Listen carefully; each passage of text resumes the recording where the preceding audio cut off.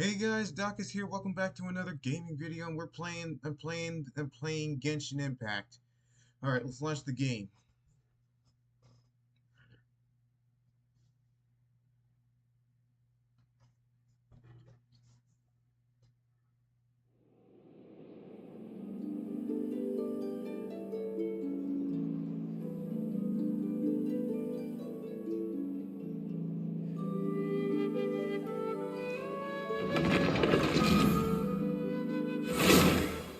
All right.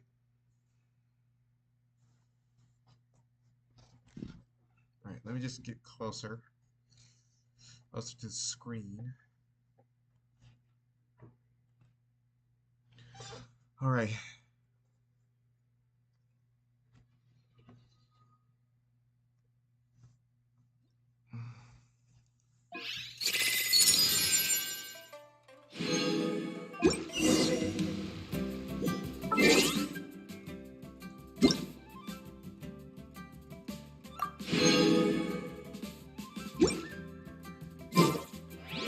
All right, so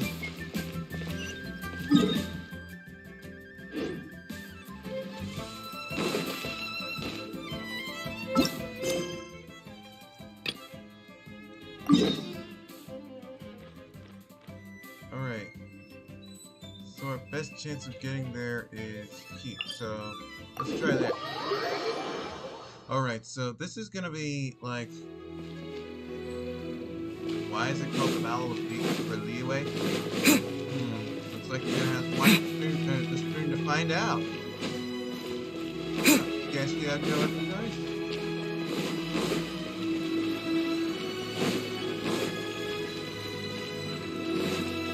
How do we get there? Like, how are we? Like, how are we supposed to get up there? How do we get up there? Oh, glaze lily. A coin and another glaze lily.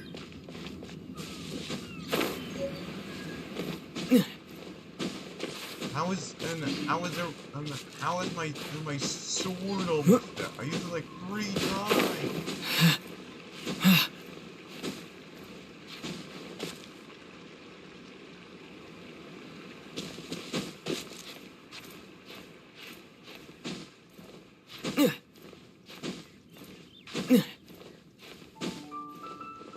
No! Let's find another way up. Why does Liyue have to have so many mountains? Well, this is the nation of Earth, so...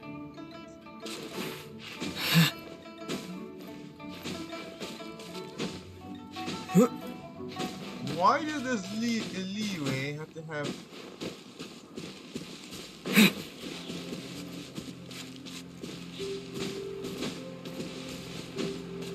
How come? And fall damage is still a thing like in Fortnite.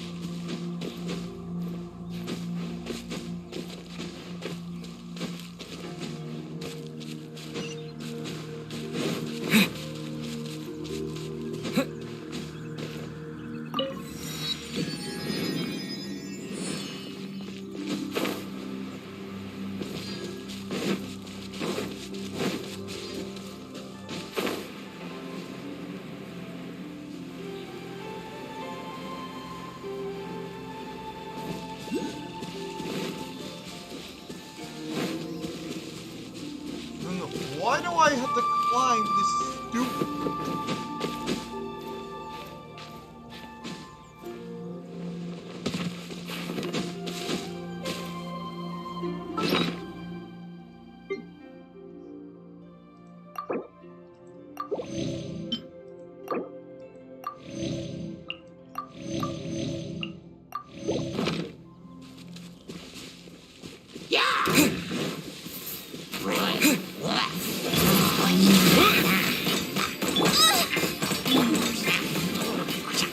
Blood of frost! Shudder!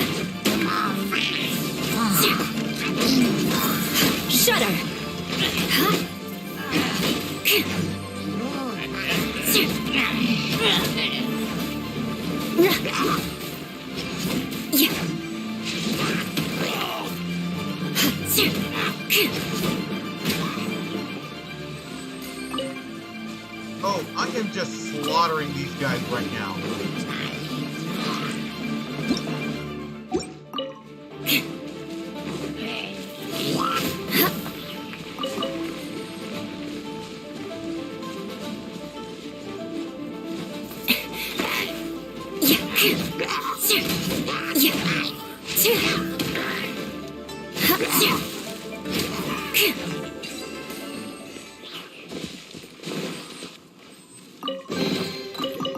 What do we have here?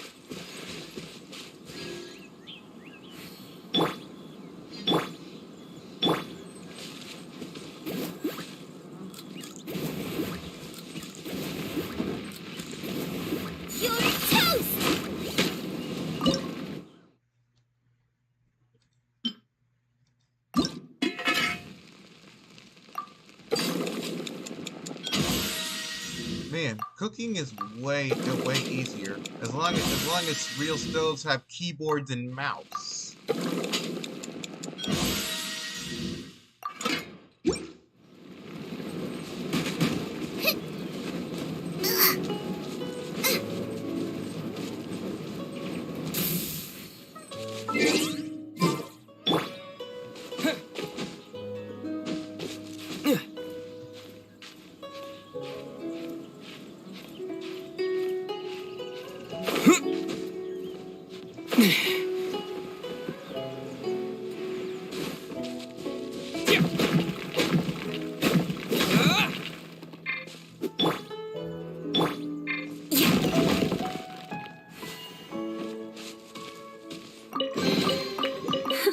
At least good luck doesn't discriminate by clan.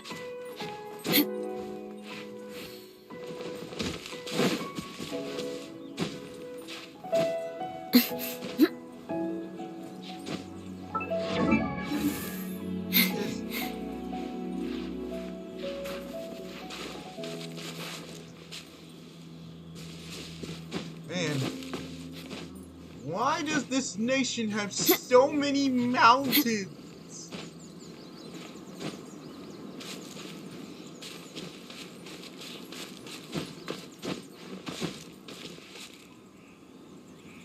Look up there! That's the Jade Chamber!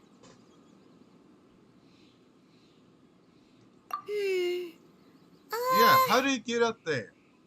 This is bad. Paimon's supposed to be your guide, but Paimon doesn't know where the way up to the Jade Chamber is. Well, since we want to go to the Jade Chamber, heading to its location on the map is the sensible thing to do. Let's look around. There has to be a way up there nearby.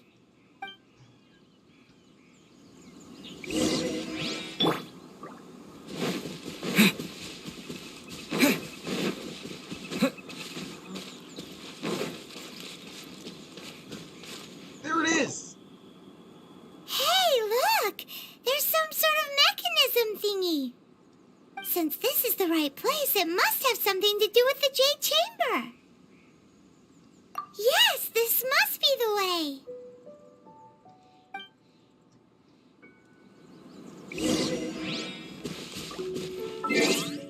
Maybe if we add Amber to the team, we can totally try using it. Leave it to me. Plus her exploration gliding can also be of use. Here we go! Yeah! Huh? It only takes us up to here. Aw, if that wind current was stronger, we'd be able to reach the top in one go.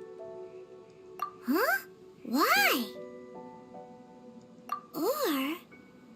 Oh, Paimon gets it! If it was a secret, Ganyu wouldn't have let us try to find it ourselves, right? Alright, let's follow your plan. Then we can...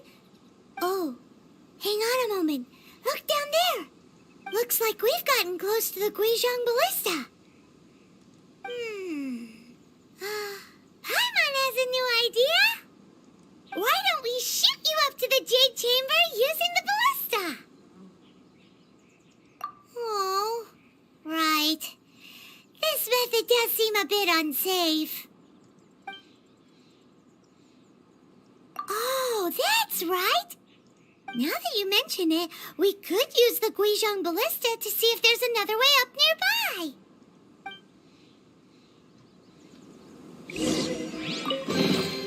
I'll keep this close.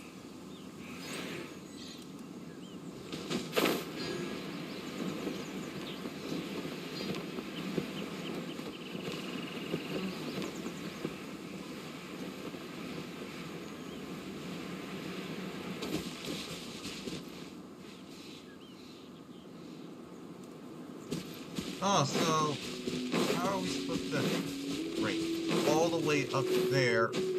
No. A ruin hunt.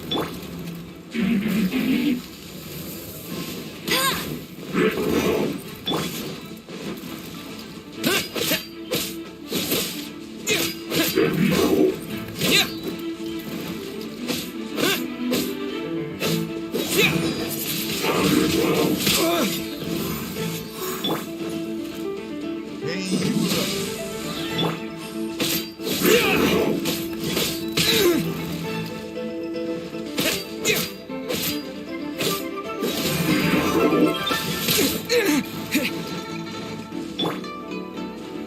Rack and ruin.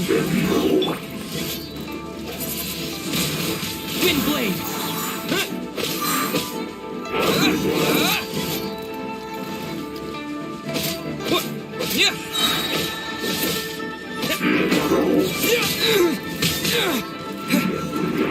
Oh my gosh. Oh my gosh.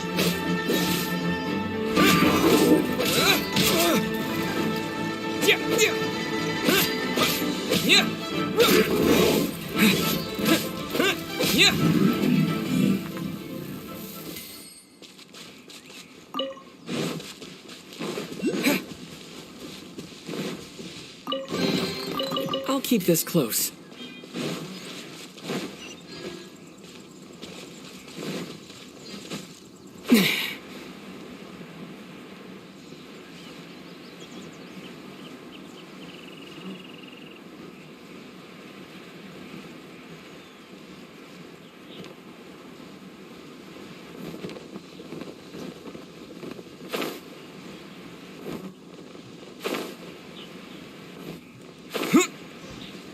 Alright, here we go.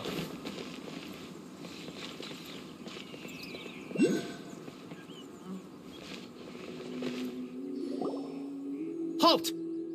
Who trespasses on these hallowed grounds?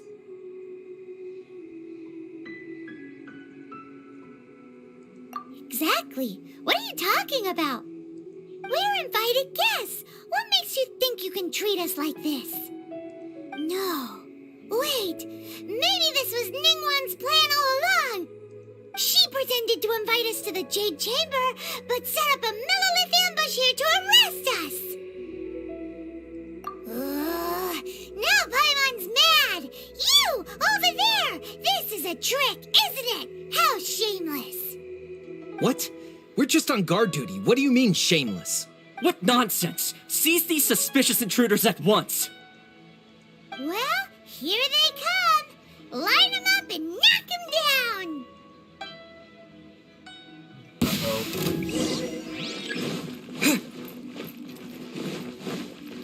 Run.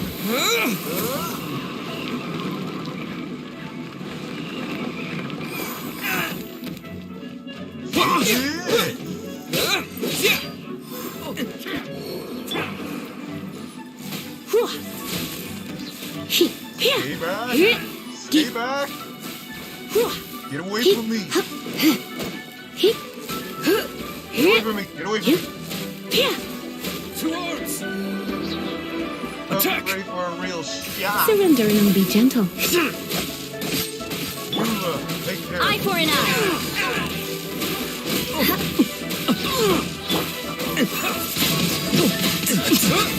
With a mile long.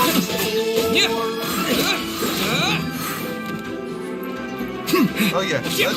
Let's go. Get busted. No. Who goes there? Disappear!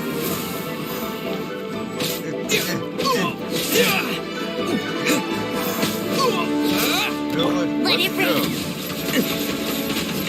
Bet you can't keep up with me.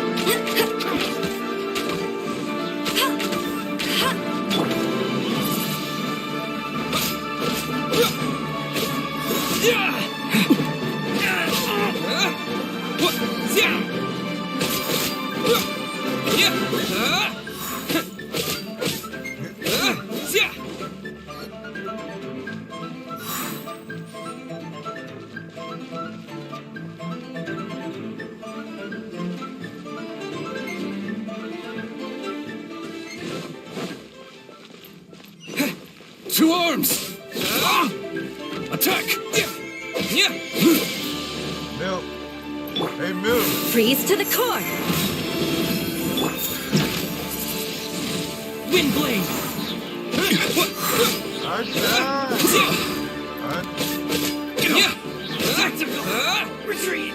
Let's go.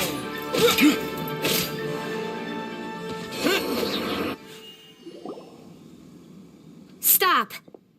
What's all this about? Huh? Lady Kuching, these two strange people suddenly appeared. They seem to have designs on the Guizhong Ballista. Who are you calling strange? You want to go to the Jade Chamber? Who are you? We're invited guests here to look for the Liyue Qixing. Who are you?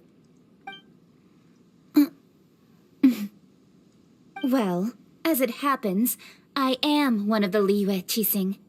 Oh, I'm Kuching, the Yuheng of the Qixing. I know of you, traveler. You're Ningguang's guests, yes? Didn't expect to meet you here in the mountains. wow. Paimon didn't think we'd meet some super rich big shot out here in the middle of nowhere either. The Guizhong Ballista in Tianheng Pass has long been in disrepair, and yet it was fixed in a single night. I came here to investigate that occurrence. These Millilith are just here to guard the scene, not to arrest anyone. So this was all a misunderstanding? Paimon never would have thought. Anyway, for a mortal to be able to repair an Adepti mechanism is quite the mystery, even to the Qixing. That was... Huh? Oh, right. So, Lady Yuheng, might you have any idea why Lady Tianquan invited us to go to the Jade Chamber? Just call me Kuching. I'd say that Ningguang's purpose is to request that the savior of Mondstadt take a more neutral stance, or at least to not wholly side with the Adepti. We're not taking sides. We spoke with the Adepti. They want to protect Liyue as well. Yeah. When you say protect, you're referring to their sanctimonious arrogance, aren't you? What? Huh? You are mortals, and thus under their protection. There was no way they would have regarded you as someone with the ability to assassinate a god. Naturally, they would also regard Ningguang's locking down the area, questioning the citizenry, and pursuit of the assassin to be pointless work.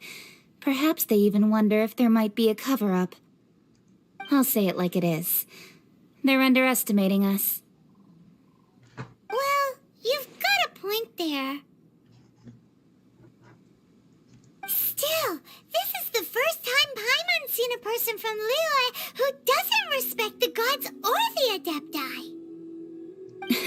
Should I respect the shallow sense of time and condescension to mortals that has caused them to delay in moving against us, Qixing? Forget it. I shouldn't speak of them this way. This skepticism is mine alone, and Ningguang does not share it. Either way, I will admit that the actions of the Adepti this time were quite restrained. Rex Lapis's death is indeed an extraordinary circumstance. But to think that they would call for a council of adepti rather than come down here directly. How surprisingly civilized of them. Well, for Ningguang, she would talk anything and everything out if she could. But I doubt we can do that here.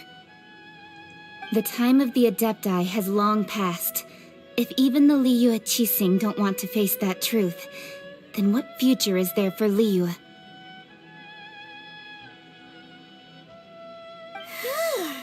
Another super bold statement. I'll stop here. Honestly, I hadn't intended to say so much. But you're a good listener, Traveler. You should both be off to the Jade Chamber. Don't be late now. Ningguang's schedule is packed to the gills all the way till next year.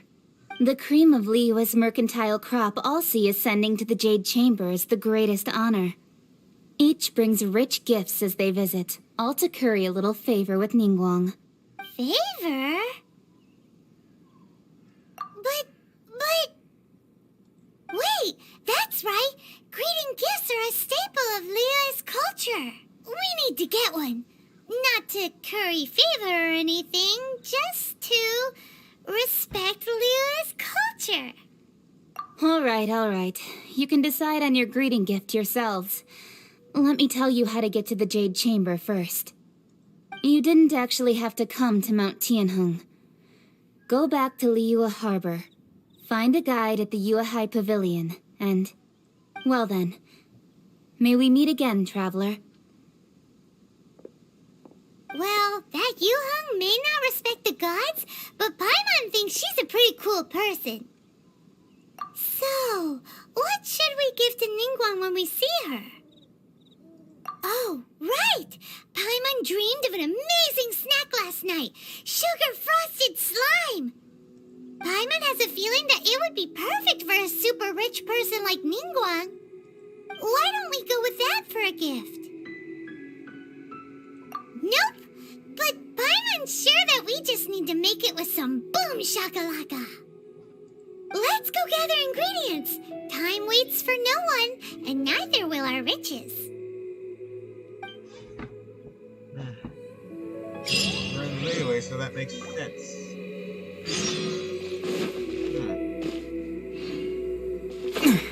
Alright. So that means we're gonna have to look for ingredients. I guess Paimon knows all the locations on the map.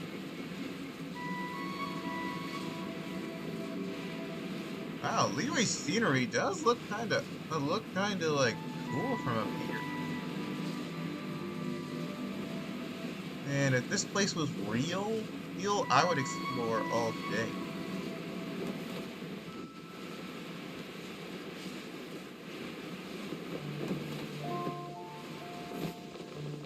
Ooh, look at that slime!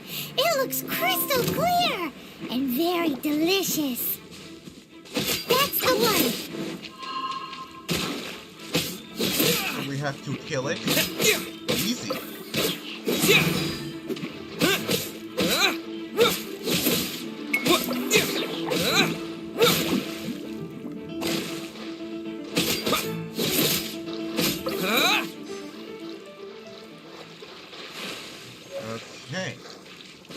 Okay, so next we need some whatever. Huh? Is it just Paimon? Or is there a sweet fragrance in the air? Huh? Did you hear that? It seemed like it came from those ruins over there. Uh-oh. It looks like the treasure hoarders have locked someone inside.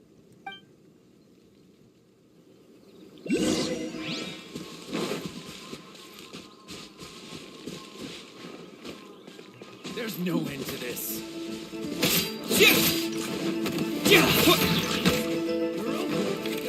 With the wind!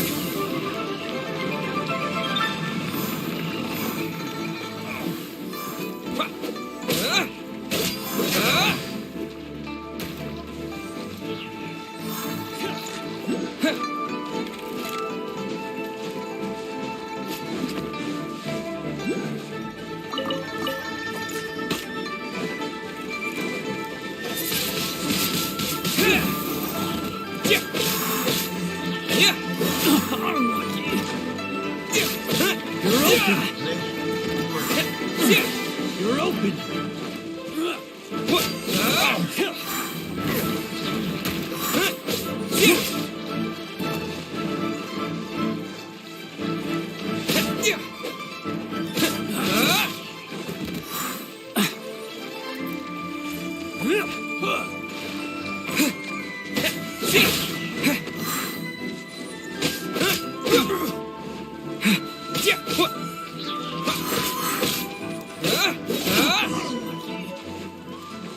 There's the key. There's the key.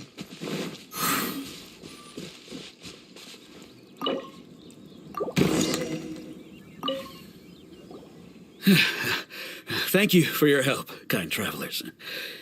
If you hadn't come to my aid, I surely would have rotted in this cell.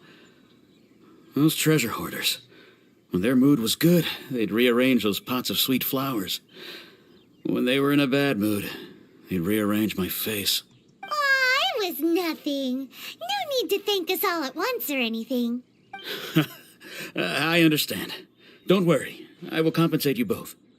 Don't say that. I only escaped this predicament because of you. I'm Meng Dan, a supplier for Mingxing jewelry in Liyue Harbor. I often walk around these mountains in search of antiques.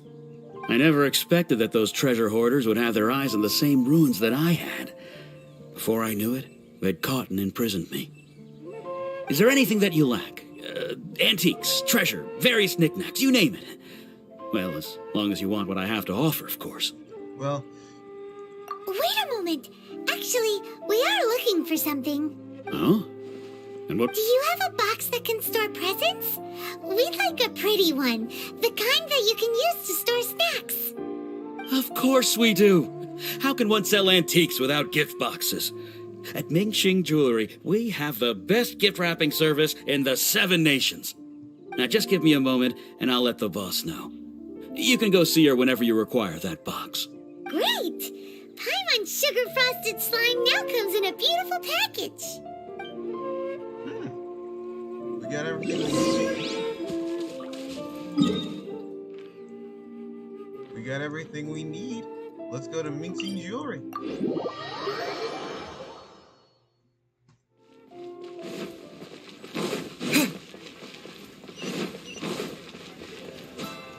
I guess, well, I wish we could make a bit, maybe we can make a video that we make all this in real life. Well, the package, I mean.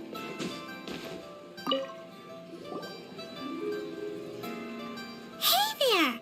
A guy called Meng Dan told us that we could get a nice and shiny box from your store. Uncle Meng already told me about it. Thank you both for saving him. Many of the best goods in our store were found by Uncle Meng. If Whoa. anything were to happen to him, it would be impossible for us to continue doing business. Here, this container is itself an antique, with at least 140 years of history. It's already been cleaned. Will it do? Yep. It's great! Hang on a moment. Could we borrow... Sure, please help yourselves, as long as it's on our shelves. Traveler, this clay pot looks really awesome. If we use an antique as our mixing bowl, we should be able to make a great snack. It's done! The one and only sugar frosted slime! Carefully now. Into the box it goes and dust it over with a bit more powdered sugar. Oh yes, you might want to use these 2 freshly picked flowers as decorations too. Woohoo! It looks beautiful! Whoa. I gotta make this in real life. Great! Now that we've put all that we've got into this box, let's go to the Jade Chamber to see Ningguang.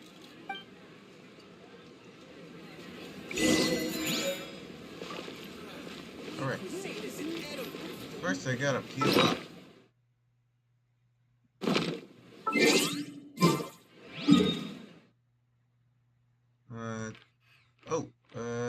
There's a statue of the 7.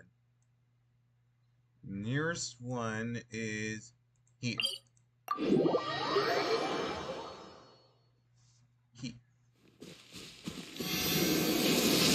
you're probably wondering, and hey DKZ, how are you? And I'm good. And so So if you guys, you're wondering, why is it called Battle for Liyue? Guess you're gonna have to watch the stream or watch the video and figure out why for yourself.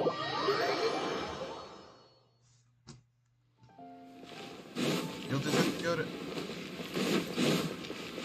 and find out for yourself.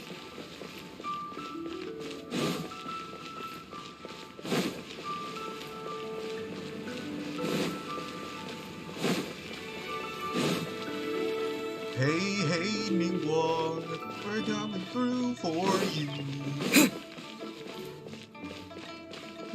Hey, Ningguang. This is a peaceful neighborhood.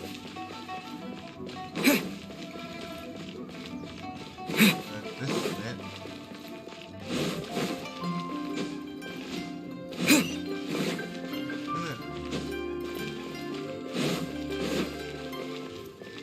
There it is.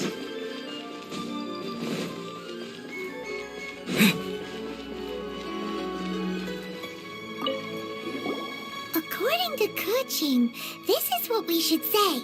Excuse me, do you sell the moon here? Yes. How many would you like? It's not convenient to speak of numbers here. Ah, well said. Please, use this to ascend to the chamber. Yes, speaking of which, are you two the guests that Lady Ningguang has arranged to meet with today? Yep. Yep, that's us. And yet the code they used was not the one for guests, but for the Yuheng. What's going on here?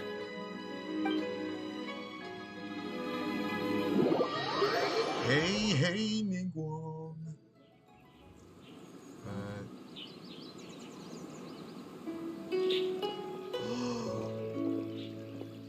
I've been waiting for you, returnee from Jueyun Karst. Oh. It's Ningguang.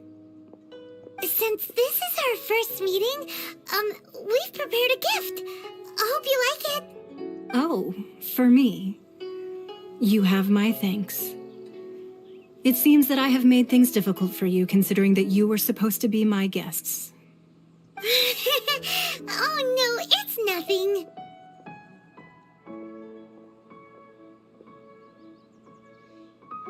This palace floats in the skies, higher than the peak of any mountain. From this vantage point, one may survey all of Liyue. Wow. And man, can I be your roommate? This place is sweet. I have been gathering the funds necessary to build it from the time I began learning the merchant's craft. And since becoming the Tianquan, I have spared no effort in hiring the best craftsmen to constantly extend it. At first, it was but the size of one room. Now, it is large enough to blot out the moon in the skies above Liyue. Hey guys, maybe I can. Wait, I'm just having an idea here. Maybe we can. I wonder if we can actually make the Jade Chamber in real life. Sounds like a Mr. Beast video. One day, I believe it will overshadow all 7 nations. Not many from outside Liyue earn the right to ascend to the Jade Chamber. But I have been in correspondence with the acting Grand Master of the Knights of Favonius, who spoke highly of you. As such, I have been putting eyes and ears out ever since you reached Liyue. What? You've been watching us? And I finally got wind of your movements when you were on the way to Wangshu Inn. Wait, was Vergoldet one of your people? Just Vergoldet? No.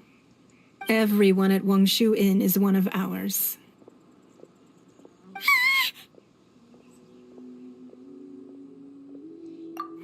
At the Guizhang Ballista, yes? You weren't peeking on us from the skies the whole time, were you? I fear that peeking would have been a little difficult from this altitude. Our eyes and ears are more than sufficient. You two are very interesting people, after all. It would be natural to take an interest. Well, I wouldn't expect you to trust us, considering that you have had far more interactions with the Adepti. The reason I invited you here was to clear up some misunderstandings.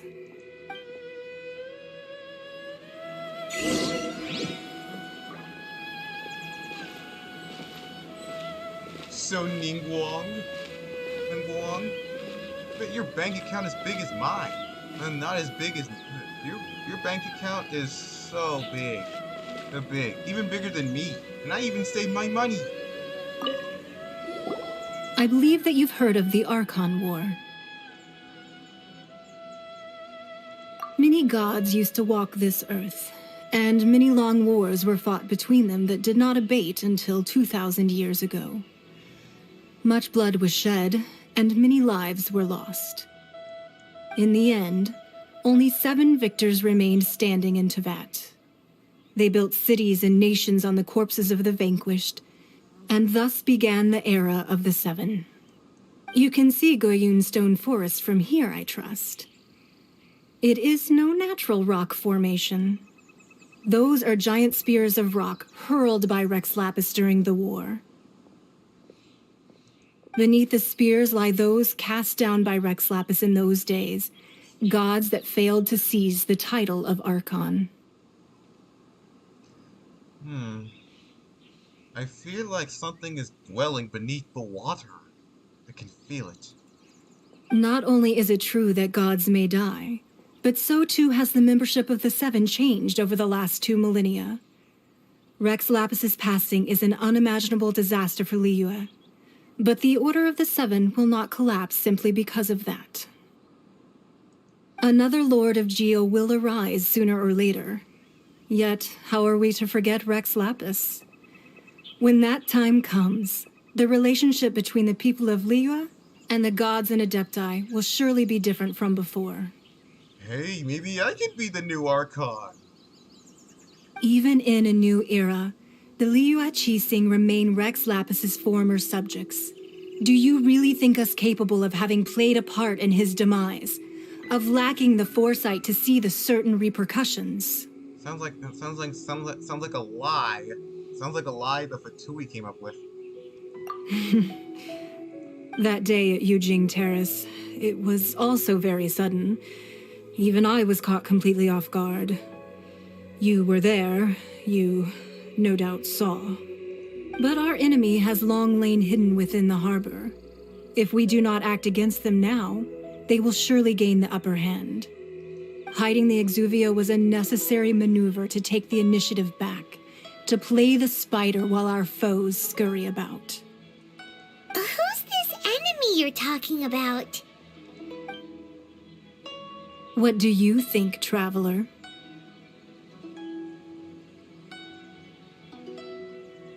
Huh?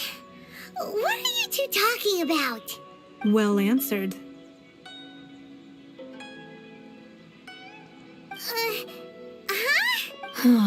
The scenery out here is fine indeed, but the wind is a little strong. Our preparations to receive guests within are complete, so please, this way.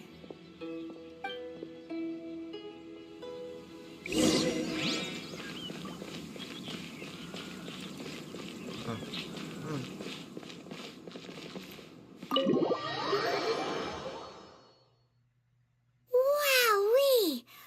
What a huge hall! Paimon's never seen such a fancy place before. Whoa. Paimon, you're right. This place is off the hook. Add some video games. Add some awesome pizza, and you can make this place a full-on clubhouse just for me and my friends.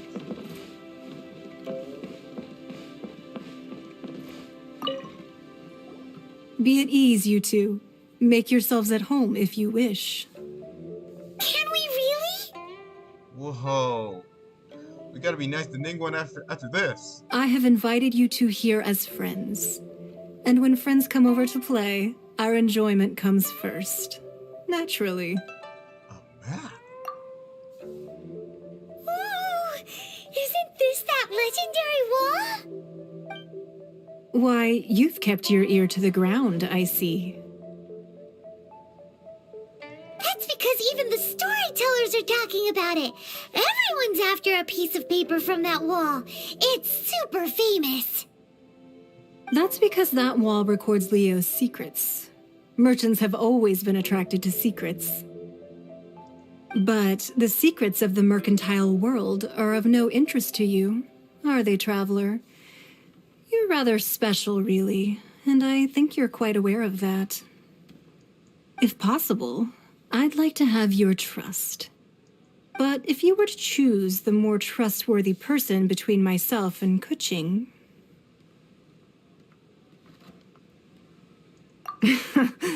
You'd pick Kuching? Nah, I had a feeling. Wow. I originally thought her a bit too hard-headed. With someone of her character on the Qixing, I've had some extra messes to clean up behind the scenes. But after she said those words, the time of the Adepti has long passed. If even the Liyue Qixing don't want to face that truth, then what future is there for Liyue? Yeah, that is a good question. Well, I must say that quite a few of my doubts have been dispelled. I won't deny that Rex Lapis's passing seems advantageous to us. But, for Liyue's sake, we cannot allow ourselves to be shackled by rumors of our usurpation of power. Indeed, it seems that you understood what I meant to say from the very beginning. The Fatui are behind this? I called for the gag order and for the Exuvia to be hidden to temporarily stabilize the situation, and also to prevent something similar to the incident in Mondstadt. Yeah, you heard about the Storm Terror incident, huh? That dragon was terrorizing us everywhere! With Rex Lapis's death, the Fatui have busied themselves with many clandestine actions beyond their diplomatic remit. As the Tianquan, one responsible for Liyue, I cannot be too concerned with appearances when opposing them. Allowing the rite of parting to take place was also meant to buy some time for us to take control of Liyue's administration. It's exactly as Zhongli said. The Qixing only provided the venue for the rite so they could use us for their own ends. Wait, that's right. Speaking of ends, could I say one other thing? Of course. Paimon's heard that anyone who sends a greeting gift gets a little something in return. So, does that include us? Seriously, Paimon? Seriously? Seriously, Paimon? Seriously? Seriously. But wait a minute. I did see a map. I saw a map that condone. Wait a minute. That map on the legendary wall. It leads to somewhere. It's probably one of the secrets that Liyue that he could be hiding. Maybe Paimon is trying to get that map. We can find where the Exuvia is hidden and figure out why the Fatui want it so badly. So basically, that gift was part of some kind of plan. It's all right. I like direct people. Well, we have made quite a bit of trouble for you recently. How about this? You can pick any one object here as you please, and you may take it with you. Yay! Paimon was just waiting for you to say that. Let's see. What? One of the sheets on that wall. Don't look at Paimon like that. One of these sheets of paper will sell for crazy prices, even if it's only as large as Paimon's fingernail. Just imagine how much more a whole untorn sheet would sell for. Wait a second. Let's grab one! The biggest one!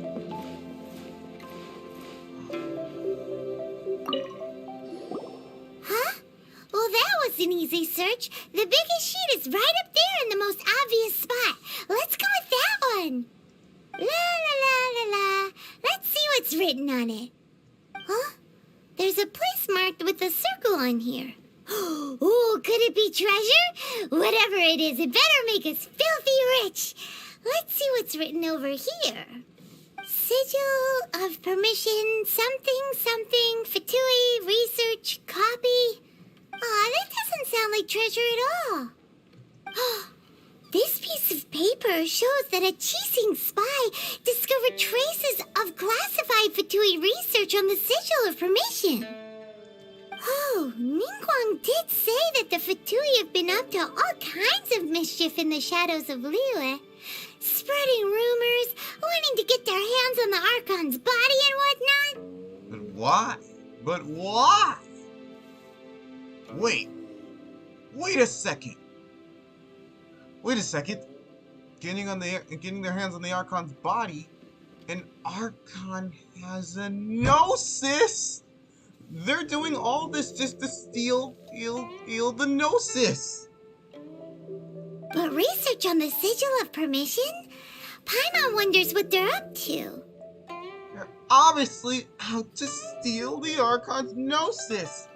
And that's why they hid in the Golden House, right? Speaking of which, there's also some connection between you and the Sigil of Permission. Seems there's still more for us to find out.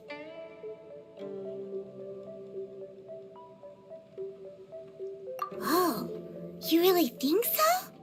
Well, should we not go then? Oh, so you're saying that it's precisely because we can't completely trust Ningguang that we should confirm the truth of what she says for ourselves. That's way out of Paimon's league. Paimon thinks she's been nothing but good to us. Anyway, we'll see if you're onto something. Before we look for Zhongli at Dihua Marsh, let's go to the place marked out on these papers and see if the Fatui really are up to no good there.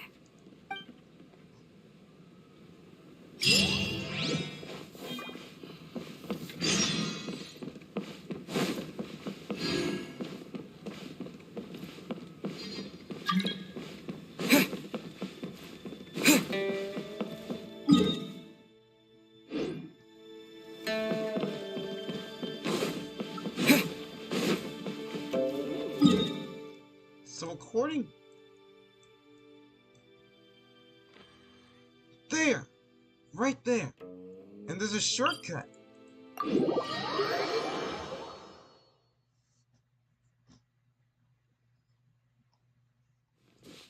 must be trying to get the Gnosis. That's how. That's why That's why they're trying to use Vanquish Storm Terror, right? And Signora stole Venti's Gnosis without anybody noticing. It was a full-on ambush.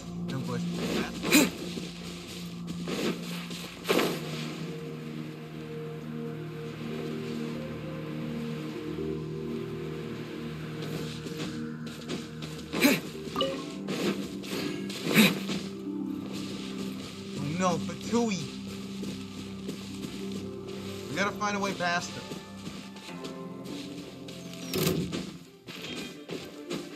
That seemed to work.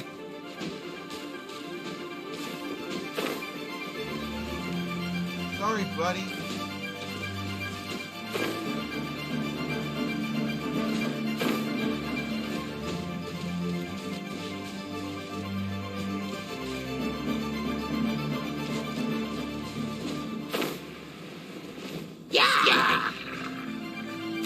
Great.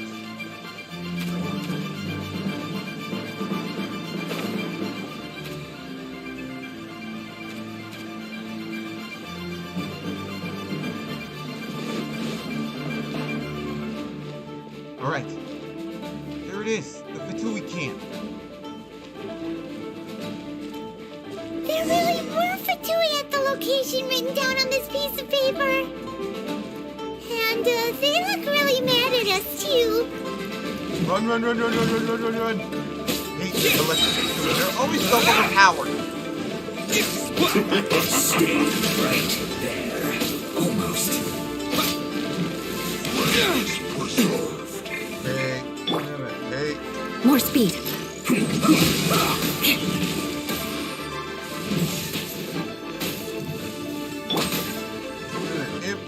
Impact recoil. Wind blade! with them. Disappear! Chill to the bone. Thanks for the damage boost. Let's not waste time.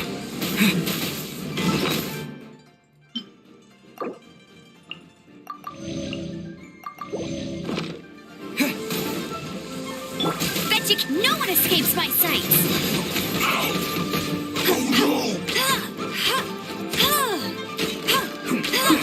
Guys, get down! Ready? These guys are... You're not going anywhere. Yeah, okay. Windblade! Things are... These dudes are... Man, these dudes are jacked!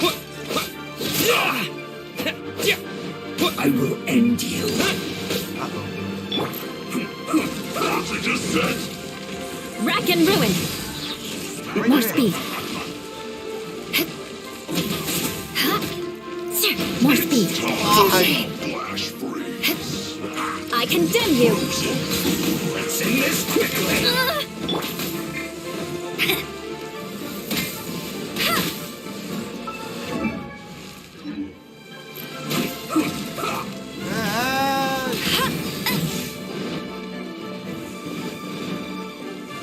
Let's not waste time.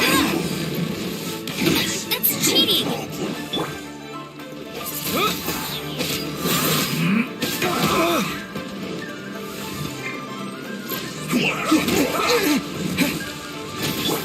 Vengeance will be mine. This is bad. This isn't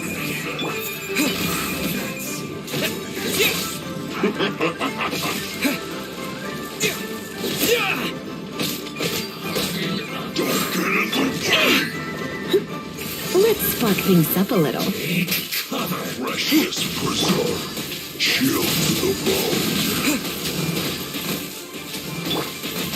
Let us cross swords. Crush! Yeah. I'll be back. With a vengeance.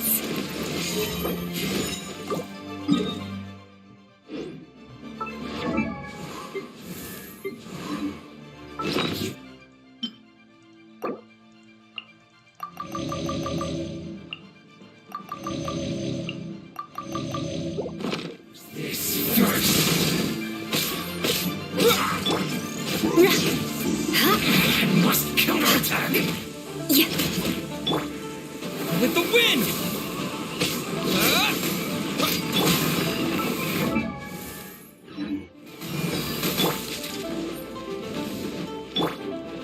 That seemed to work.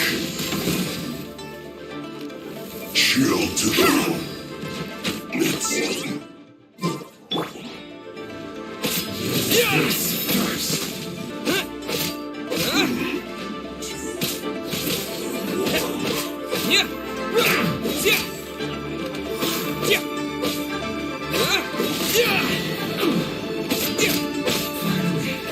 So quiet.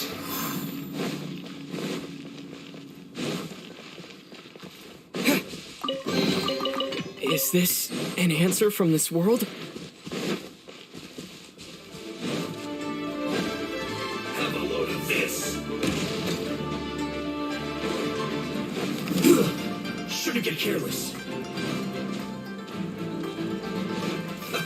Let's move.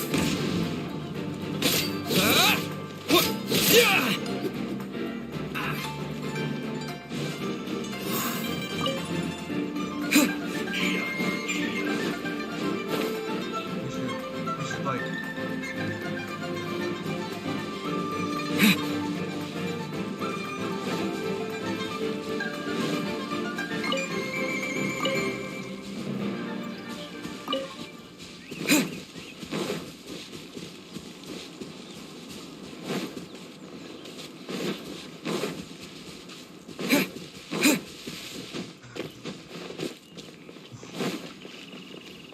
There it is. Right. There are so many talismans here. And some stacks of blank paper, too. Paimon's seen this pattern before. Oh, Paimon knows! It looks just like the sigil of permission the child gave you. But how did a relic of the Adepti end up in the hands of someone like Child? Oh, that's right. Cloud Retainer said that when the Lord of Geo created the sigil of permission, it wasn't to be used as some old relic. Talismans like that were once used in the Archon War to channel divine powers. Maybe the Fatui are copying the sigil of permission in hopes of achieving a similar effect. Being able to channel divine power in battle? Whew, that sounds pretty dangerous. And the plot thickens. We'll need to keep an eye on Child, that's for sure. Gosh. Alright, that's enough sticking around here. We gotta go meet up with Zhongli soon. The last stop on our rite of parting preparations tour is Dihua Marsh. Let's go! Paimon hates being late.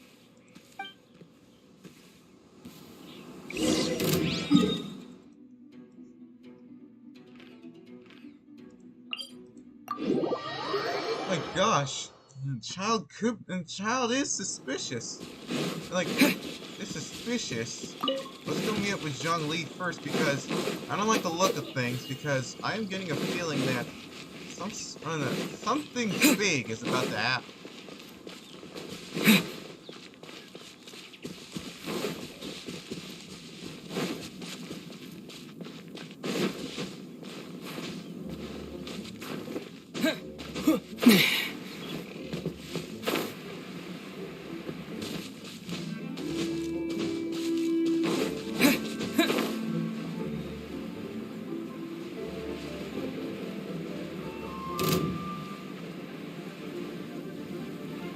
You can't get me on this rock. How many rocks do we have to climb in this game?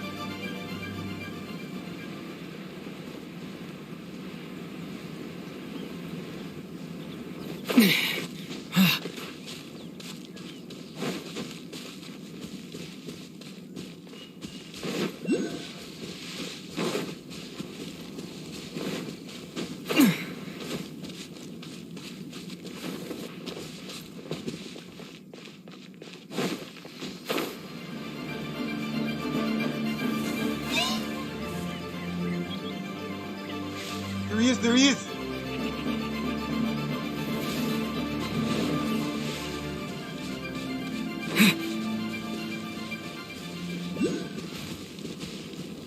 Zhongli. Right on time. I myself only arrived moments ago. Did you enjoy your visit to the Jade Chamber? It was so big and pretty and expensive. Paimon's never seen such a fancy schmancy place before. Indeed. It's second to none in all of Liyue. Then you met with Ningguang, I trust? What did you talk about with her? She's super rich and so generous. Paimon thinks she's very friendly. Yeah, his take on Ningguang is quite different from Paimon's. He thinks that even the tactless Yuheng is more trustworthy than her. Oh, so you also met with Keqing then? What did she have to say? She said the time of the Adepti has long passed. If even the Liyue Qixing don't want to face that truth, then what future is there for Liyue? No respect for the divine. Indeed, contrary to the ever-bold Keqing, Ningguang is more of a businesswoman at heart, though they are both members of the Qixing. Although she's friendly, there's no way of clearly discerning her true intentions.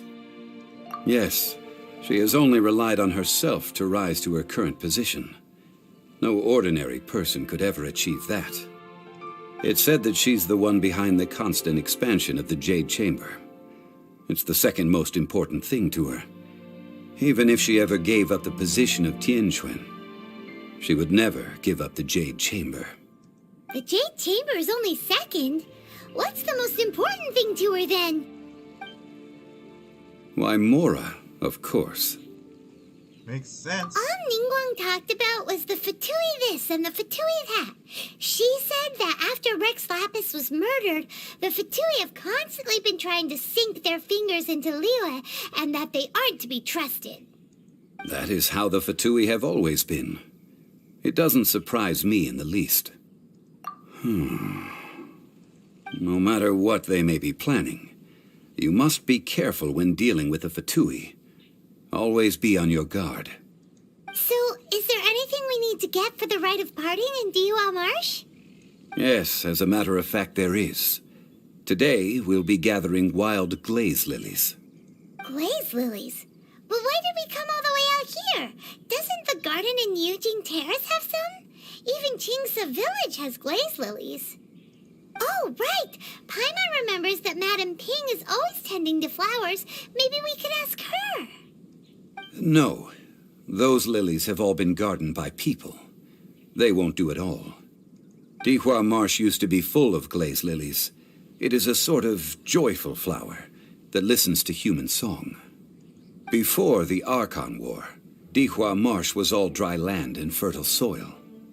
But the war caused landslides, and the land was flooded, turning it into the marsh you see now. Nearly all the glaze lilies were wiped out. Of course, there are some kinds of flowers that have been preserved and gardened by people in the city. But very few people know that glaze lilies may still be found in the wild. Wild glaze lilies have the strongest fragrance. If we want to follow the true tradition of the rite of parting, we must grind up the wild lilies and place the powder in a censer of everlasting incense. But I'll need your assistance in gathering these flowers. No, I need you to sing to them. Singing to the flowers will make them more fragrant. A guy singing? Oh, no. So how good is your singing? I can hold a tune. Really? Why doesn't Paimon believe you? We'll only know once he starts singing.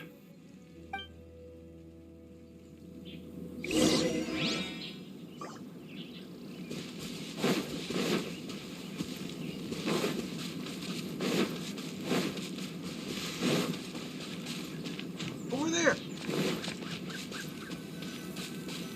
Over there! It's time to sing, whenever you're ready. Hold on. A guy singing could be... Let me guess.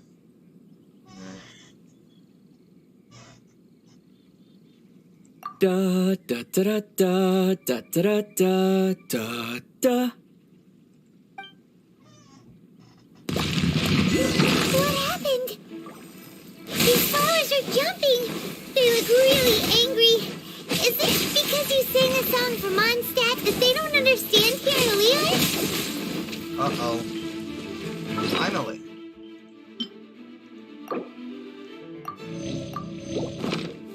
That's Mondstadt. That's Mondstadt, not Liyue. Let it rain. Bet you can't keep up with... They're going full attack. No, no, no, no, no, no, no, no, no. Okay. Die.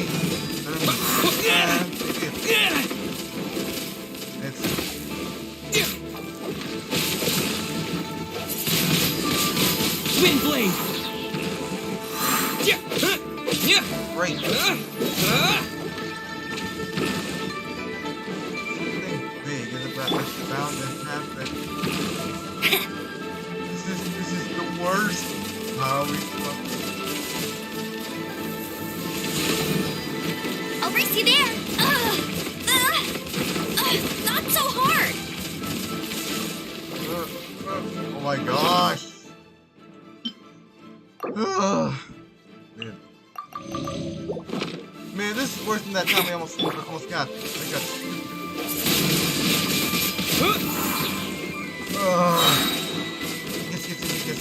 Just blow them away.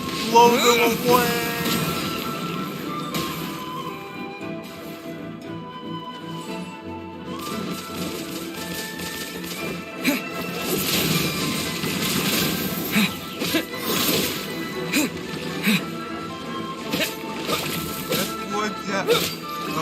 Oh, you want to charge up?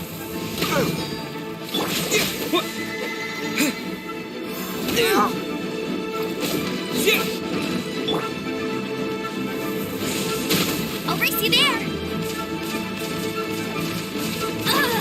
Bet you can't keep up with me.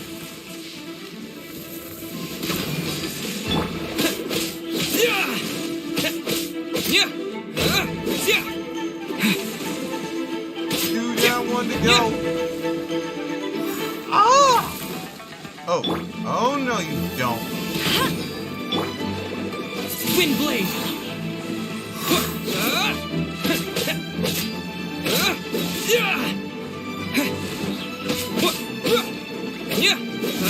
Time to untouch some weed.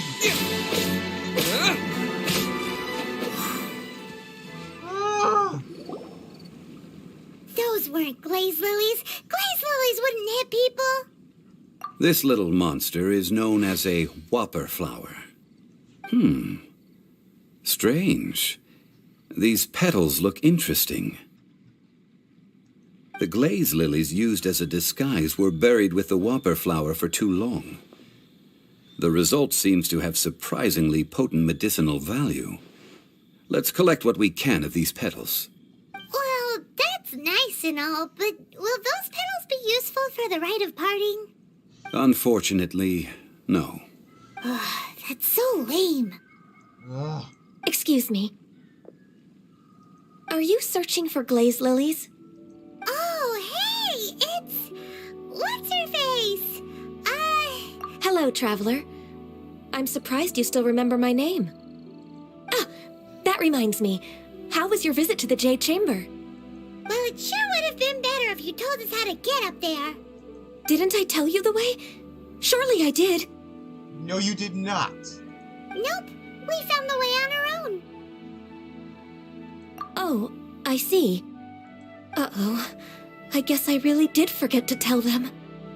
Huh. Something seems a little off about Ganyu. She's acting different from the first time we met. Where's her serious attitude now? Ah, well, I met you at that time as an emissary of the Tianquan. But now, I am simply out on a stroll to see the flowers. Hey, what's with those hordes? You came all the way out here to see the flowers? Why not just enjoy the gardens of the city? Yujing Terrace is where Rex Lapis parted from this world. If I strolled through those lonely gardens now, I wouldn't be able to bear it. Whenever my duties take me near Yujing Terrace these days, I draw the windows to block my view of the gardens. Oh, sorry, we shouldn't have brought it up. No, it's quite all right. I just haven't processed my emotions yet. When the Archon War came to its end 2,000 years ago, the first iteration of the Seven would gather in Liyue and drink with Rex Lapis. But 5 of those original 7 had already passed before Rex Lapis. It's truly a changing of the guard. Yes, now that the spirit of Rex Lapis has returned to the heavens, only Barbados of Mondstadt remains of the first 7. The other 5, including Inazuma's Raiden Shogun, are no longer the same friends from 2,000 years ago. Of the current 7 Archons, the youngest is Sumeru's god of Dendro. She is merely 500 years old, whereas Rex Lapis was more than 6,000 years old at the time of his passing. This means that Liyue had been under Rex Lapis's rule from the moment it was first founded 3,700 years ago. The city has never had to bid farewell to its deity. So what do you think of this farewell? Huh? This is a little sudden.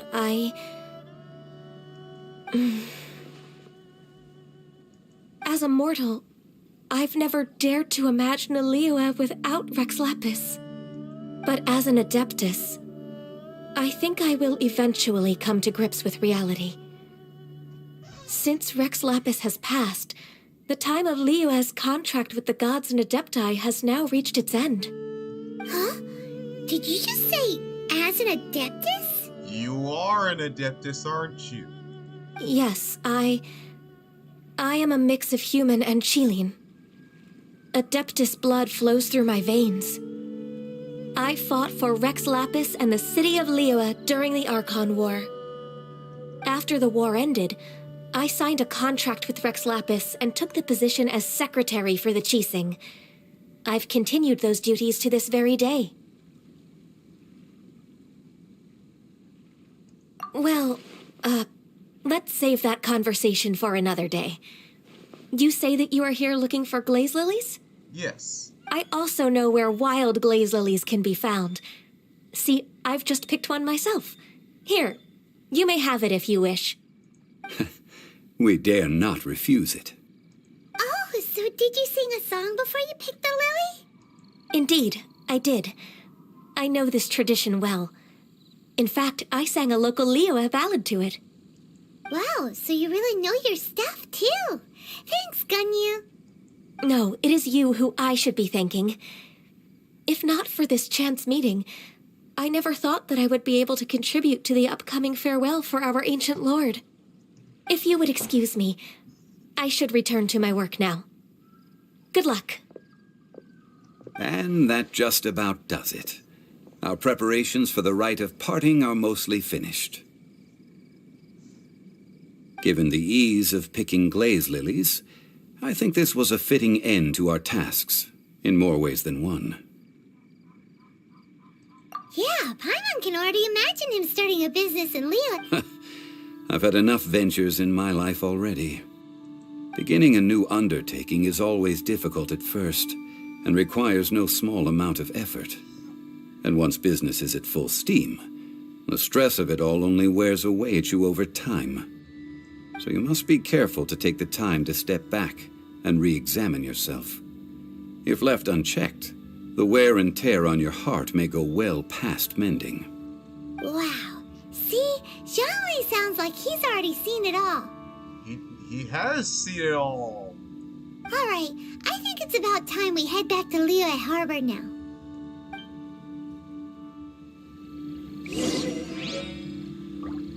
There is something we have to investigate.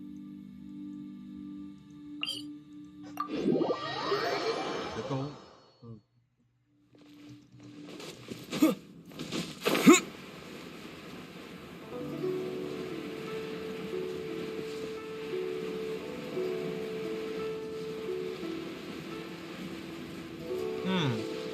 Maybe there has to be something to do with it. Huh? What happened? The city gate is swarming with Millilith and the Fatui? This atmosphere is highly abnormal. It seems as though something big has happened. Felix, whisper. Ah, you're the consultant to Wangsheng Funeral Parlor. Mr. Zhongli, I presume. The Millilith are watching our every move now. These are desperate times. We mustn't act rashly. Desperate times? The Adepti of Joyun Karst are finally on the move. Do they intend to exercise force? Most likely. I've heard that some members of the Qixing have already gone to meet them. Well, I say meet, but it's more like they're attempting to stall the Adepti outside the city. However, both sides were quite obstinate and hit an impasse. It seems inevitable, given the current situation. The Adepti do not acknowledge the Qixing. They only acknowledge the contracts of the Geo-Archon. If the two sides come to blows, Liyue Harbor will be in no position to stop them. Surely the Liyue Qixing are not the sort to give in so easily. Their boneheadedness is known throughout the lands. Yet it's because of that obstinacy that mortals and Adepti are now on the verge of conflict. And what now? How is it that the Fatui have come under fire? That's all Ningguang's doing. She proclaimed that in these tumultuous times, the Millilith must rein in the actions of the Fatui. Only now do they want to start keeping tabs on us? That's the Qixing for you. Liyue is really unstable. This is not good. Anyway, Mr. Zhongli, you're one of Child's close associates. Please understand that your actions will reflect on us. Don't let anyone catch you off guard. It looks like things are about to boil over in Liyue Harbor. Do you intend to use your neutral identity as an intermediary between both sides? Or will you use your sword to turn the balance? Neither path is an easy one. Oh, by the way, Mr. Zhongli, we've heard that the Wangsheng funeral parlor has also been caught up in all of this. They're currently squaring off with the authorities at the gates. Things are taking a turn for the worse. Oh my gosh. I'm afraid I must leave now to handle things back at Wangsheng funeral parlor. I hope that Master Hu has been able to keep things under control for the moment. Consider your next course of action carefully, Traveler. If you're trying to prevent an explosion, it may be wisest to look for the fuse first. Whew. Having connections with the Fatui seems to be quite the double-edged sword. So what does Zhongli mean by looking for the fuse? Oh, Paimon gets it. If there's anyone that wants to see the whole city turned upside down, it's definitely him. Gosh. He must be waiting for the moment when no one is watching to do something really bad. But where could we find him now? Where would he go at a time like this?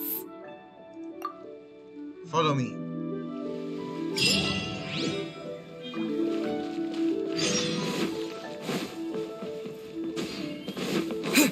Of course! The Golden House! Golden House. I believe we are about to head into a fight. I think.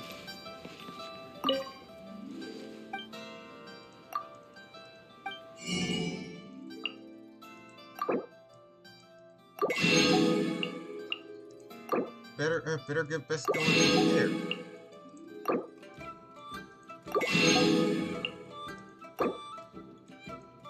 Man, guys, this is getting really intense.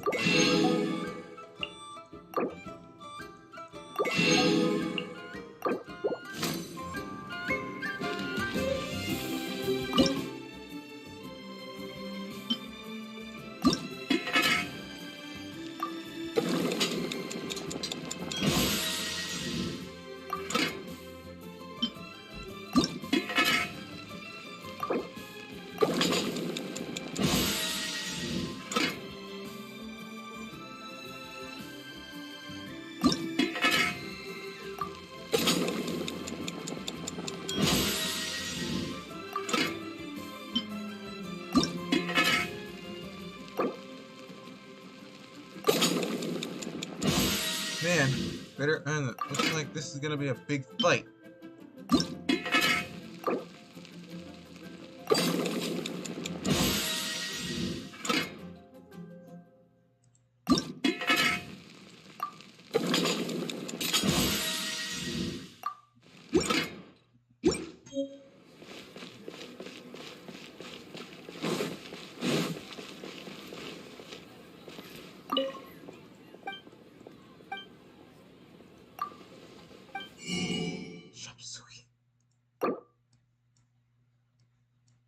Got it.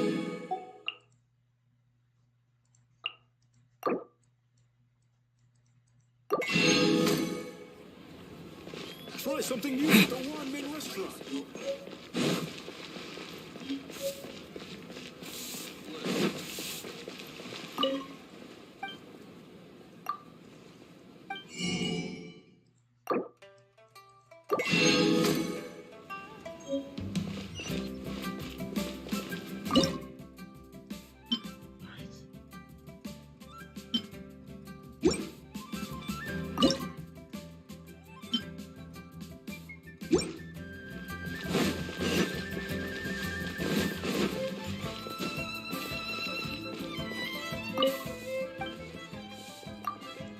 Sorry if I'm taking too long because I fear there's gonna be a whole lot of fighting.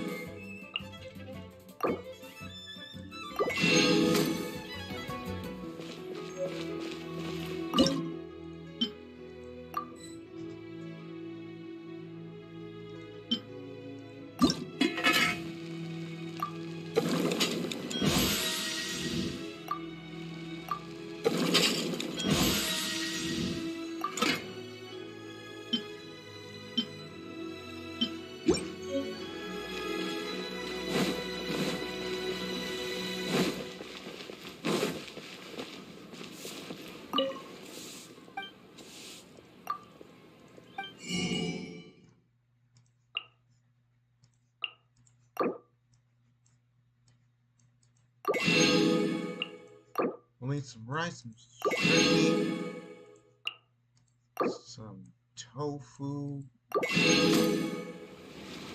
Welcome to Second Life. Satisfaction guaranteed.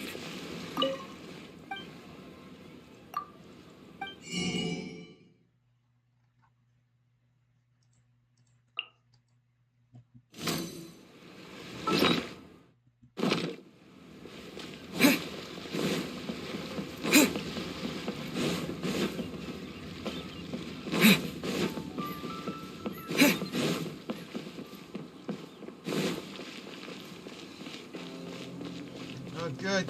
So,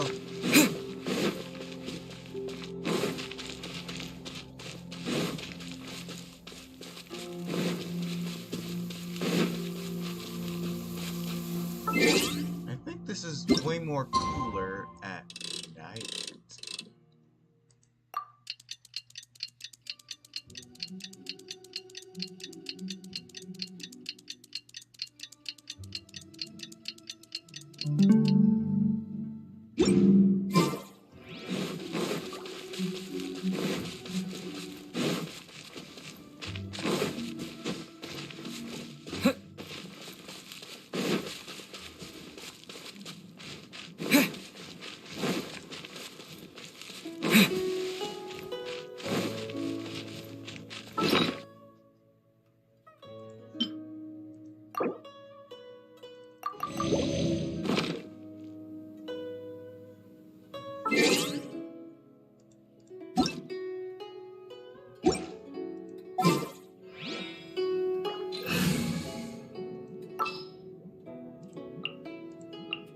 We can do this!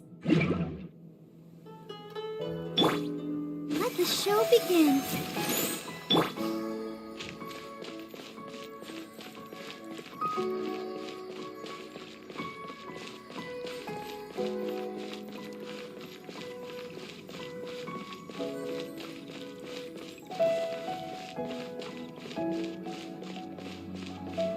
Right. So this is the golden house.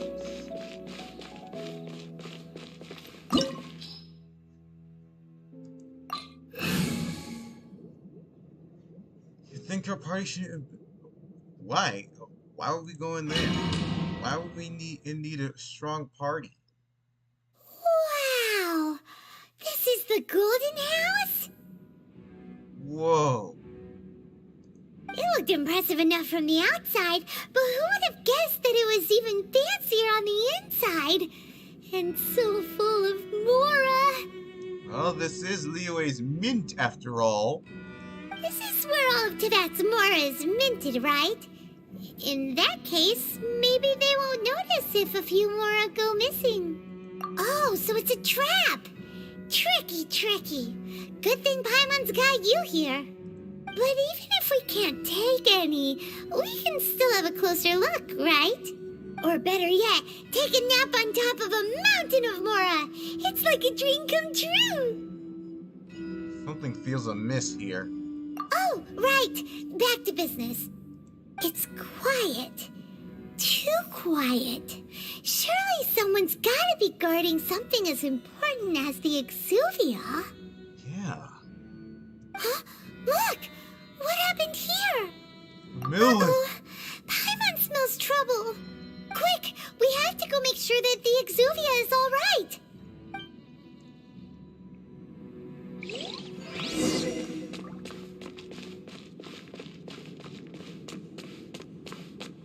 This looks like a whole battle arena.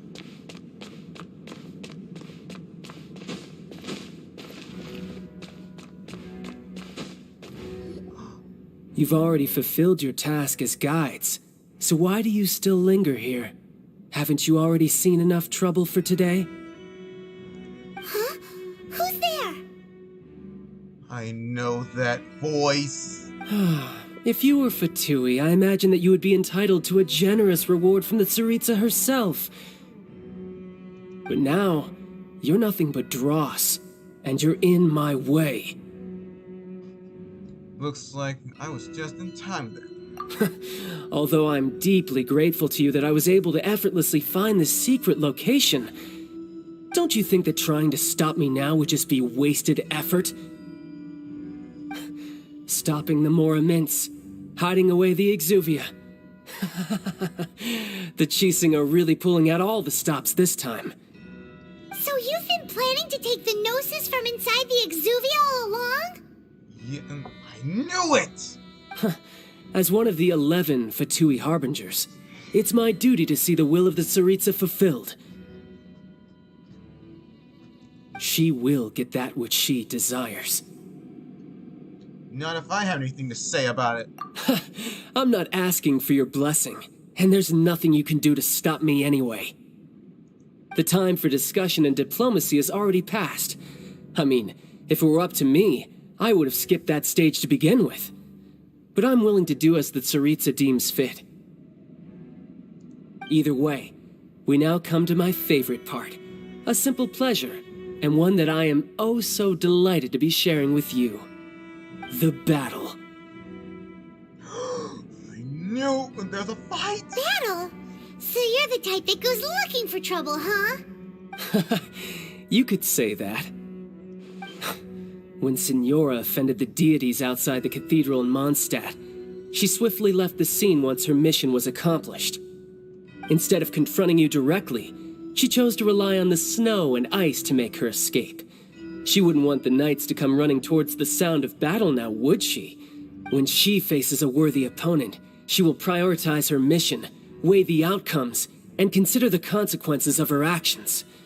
But as for me, the greatest pleasure of being a Harbinger lies in crossing blades with strong opponents. We won't let what happened in Mondstadt ever happen again! Oh, so you intend to fight me? Good. I won't kill you, Traveler. I'll just play along, to feel the thrill of battle. Besides, you could never defeat me, not even in your wildest dreams. But hey, try to relish the fight anyway, because if you ask me, without that, what else is there? You Fatui scum! You were playing us right from the start! Fighting talk, I love it! Now let's see you live up to it. Bring it. Bring it on. This chance is hard to come by, so show me all you've got. So very few ever get the chance to square off with a Fatui Harbinger. So come now, amuse me, and don't you dare disappoint. Oh my gosh.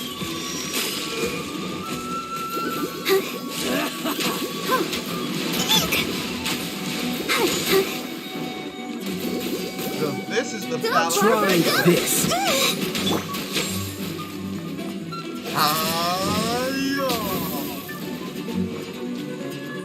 How unbecoming.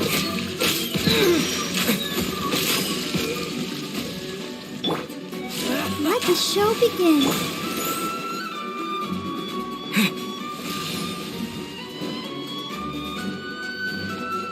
Passable effort. So quick to flee.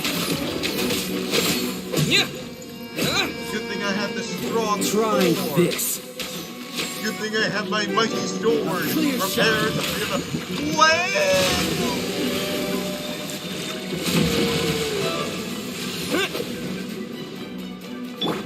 I'll protect us. Man, I hate So that. quick to flee. That deck is so overpowered.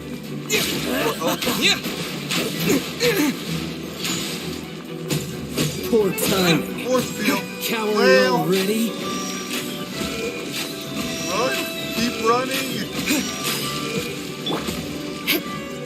How unbecoming. Shut up! Keep running.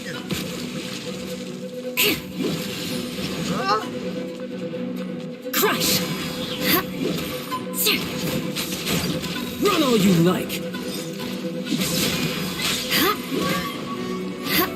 Take this. Cowering already? Yeah, cowering is Let's the way to stay dance. alive.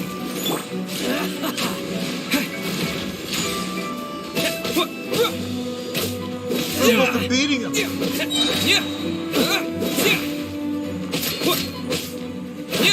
Not bad, not bad. Guess I should take you more seriously. Good.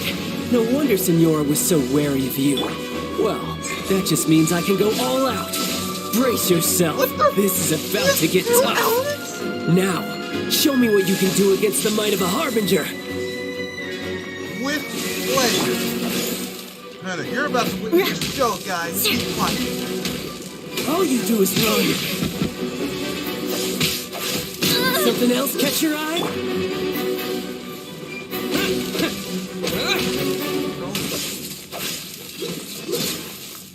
Oh, No use hiding back there. I got it. Wait. It's lightning and water. Lightning and ice. Got it. I got it. Got it. No escape! All you do is run. Got it. Got you. I'll crush you.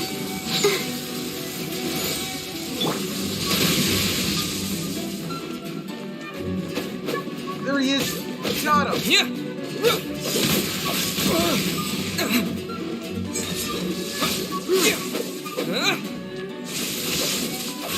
Raging tide. Oh my gosh. Oh my gosh. Gotta focus. Find brain. Something else catch your eye? Yeah. Wiping your face. This fight might take longer than I thought. No use hiding back there. All you do is run. Break! I got him! Eat this!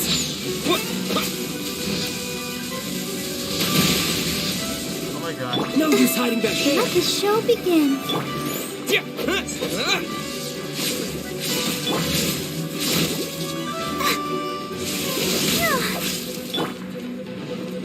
All you do is run. Running is not. Oh, kill it. I'll crush you. Run. Run. You've got some skills. Oh my gosh. Oh my gosh. Go, Barbara, go! I'm gonna die. I'll protect us.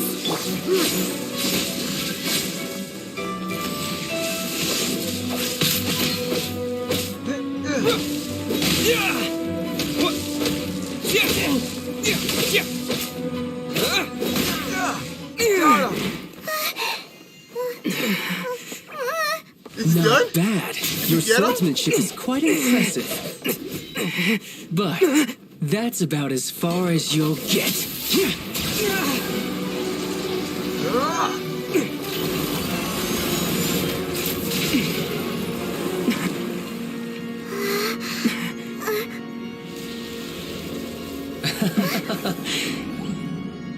Didn't think you had that card hidden up your sleeve. You were just playing us to get close to the Exuvia! I knew it. Oh, quiet down. Stop acting like some wide-eyed recruit. You've seen this world. You of all people should know. This should have been expected.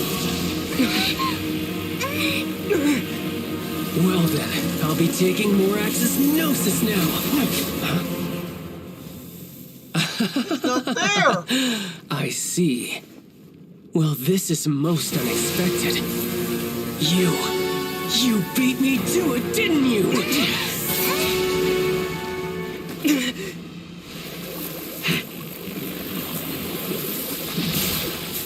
What the heck? What is that?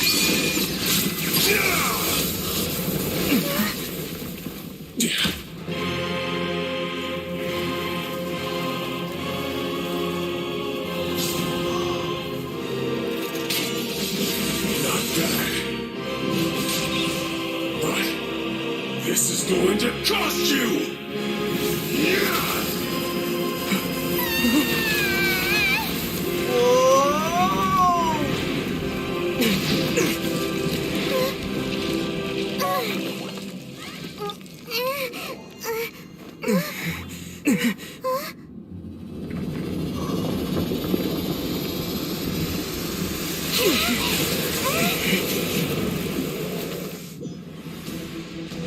You got to the Gnosis ahead of me, didn't you?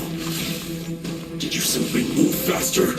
Or did you leak the information regarding the Golden House to me on purpose? No matter. Hand the Gnosis over, now. Don't make me take it from you. I won't, no, I won't let you. Take it? No. Even if we did have the Gnosis, we wouldn't give it to you.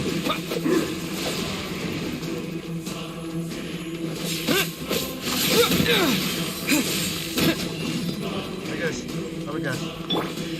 This is gonna be a long fight. Let's dance. Water and lightning. Run! Run!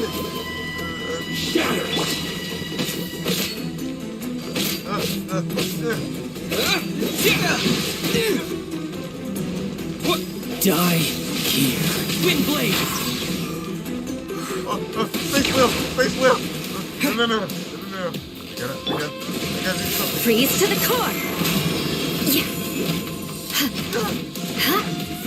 Gosh! Run! Giant wave! Rack and ruin! Touche!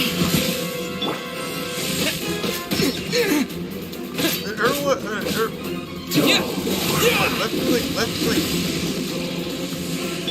Let the show be.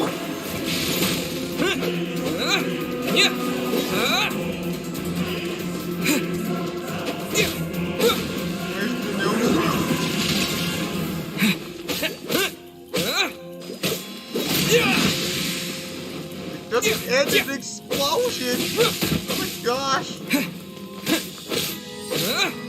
Jeez! I condemn you!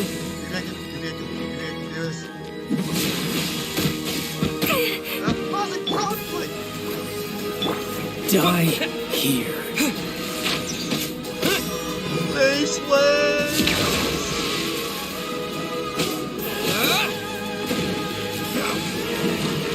Giant whale! Giant whale! Holy moly! Oh wait, this is not good. Eye for an eye! I won't be able to stop him head on. Let's dance.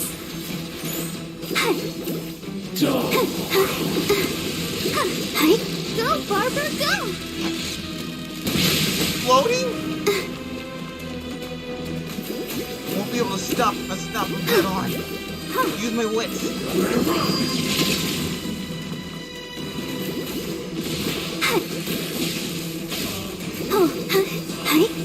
Won't be able to stop him head on. Rack and ruin! Use my wits. Okay.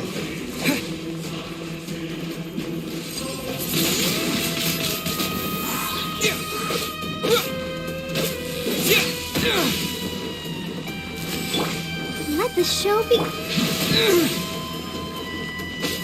Die here.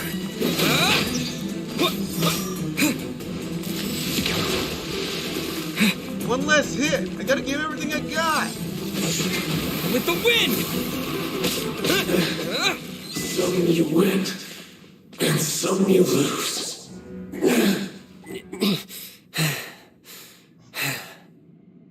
Look! Child's back to normal again. Well then, time to cool off. It seems the burden of the foul legacy transformation was too great for my body. I lacked the opportunity to think this through. It wasn't done. I guess like that transformation, that means the battle wasn't done. And now that I consider the matter more carefully, you never had any chance of beating me to the Gnosis. You had no connection to the Gnosis, no matter where it had been taken. That's what we've been trying to tell you. We didn't take it. Your show of ability today far surpasses that of Signora's initial assessment of you in Mondstadt. Tell me, how could that be? You already know the answer, don't you? I can see it in your eyes. But if that is a secret you wish to keep, I guess I'll just have to curb my curiosity. This battle has already left me satisfied. Anyone who strives as I do to grow stronger shall be called a friend, even if our friendship can only be shown in battle against one another. Pretty sure that's not the normal way to make friends. Unfortunately, I must bring this amiable conversation to an end. My quest still beckons.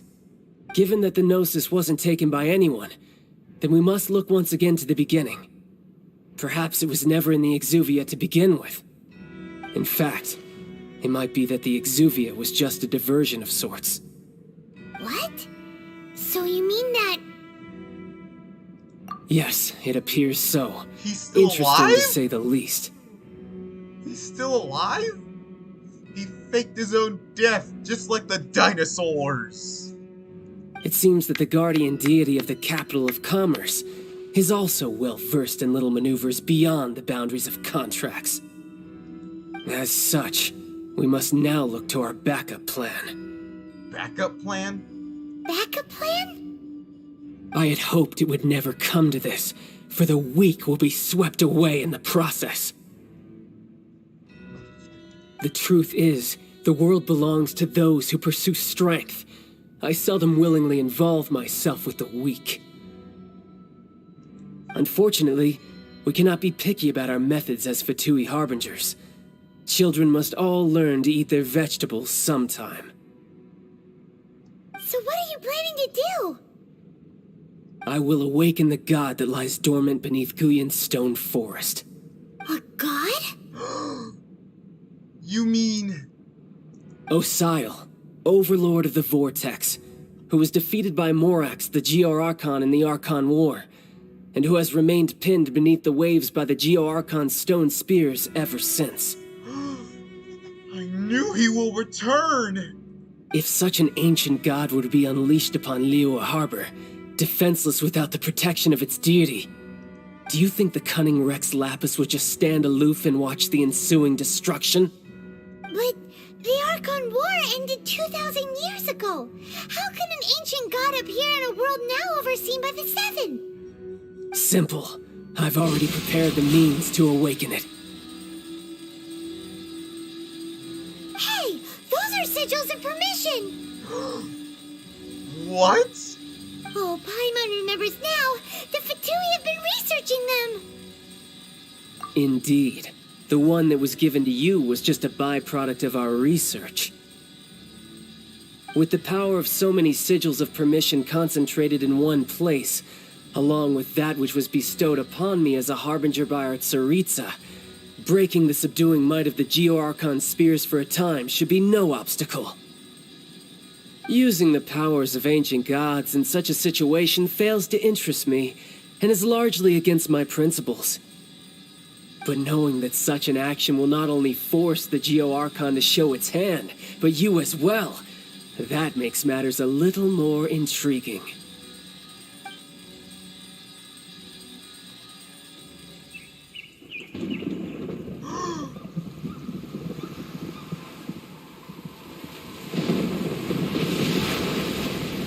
Holy moly!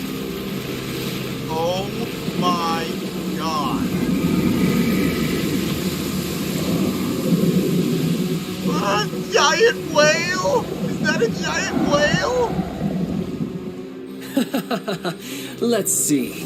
Will the nation that has lost its deity be swallowed up by an ancient malice once more? If you wish to drown together with the people of Liyue, you're free to stay and enjoy the show. No? Huh? He's already gone. That guy is fast. Oh. What's going on? There's the Jade Chamber!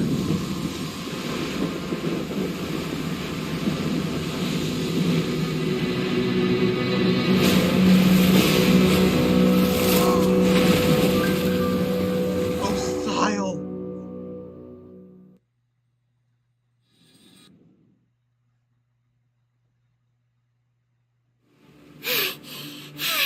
Paimon's exhausted.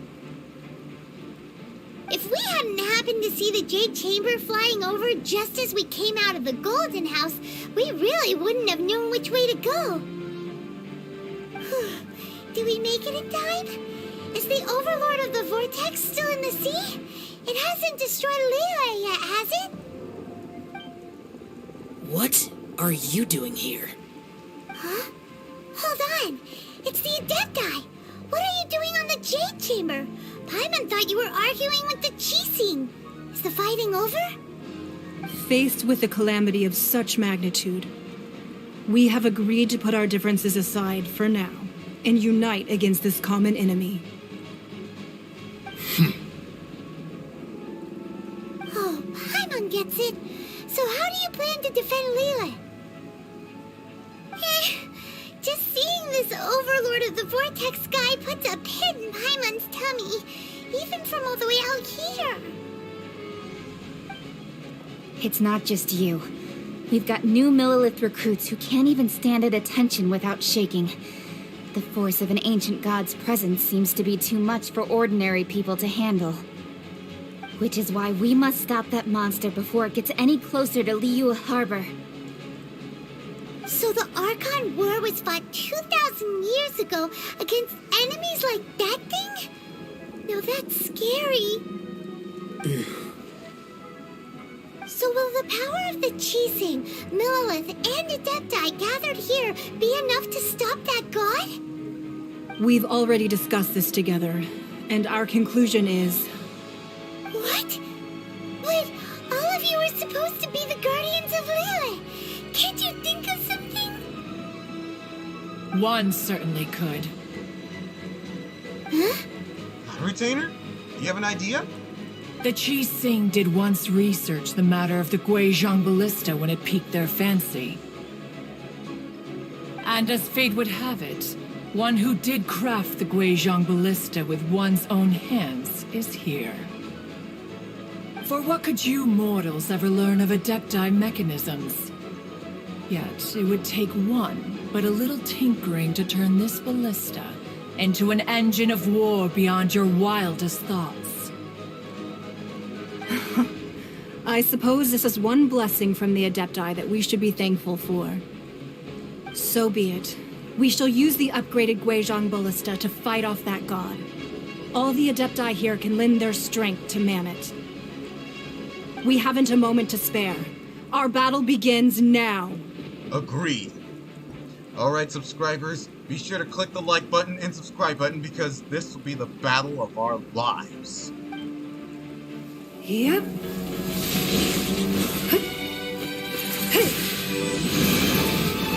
Please teach me how to do that.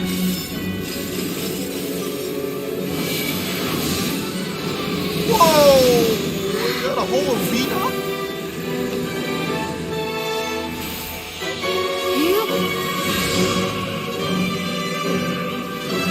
There it is! Guizhong Ballista! Alright everyone, man your stations. Lock on and open fire!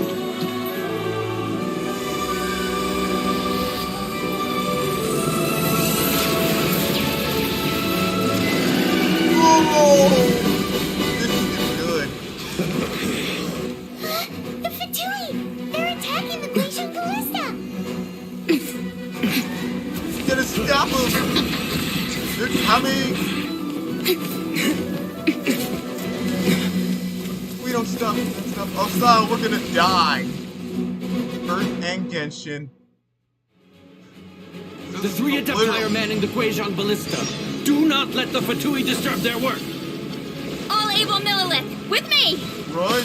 Let's go help too! I got it! I We got him! Adepti have not faced a god in several millennia. Let one see what you're made of then. What strength remains within you? One wishes to witness. I'll get him!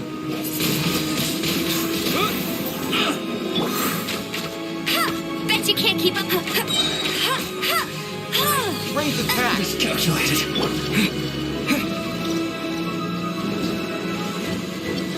Prepare to fire! Let's move. Have a load of this. Fire again!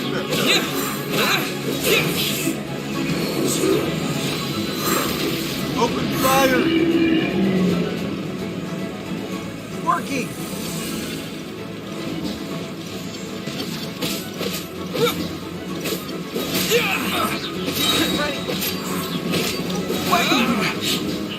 like I... Get away! Yeah, yeah.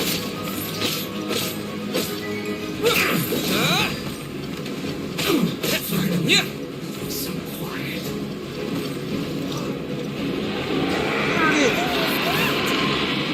That is Osial's divine power. I am very familiar with it. Be careful not to get hit. Run!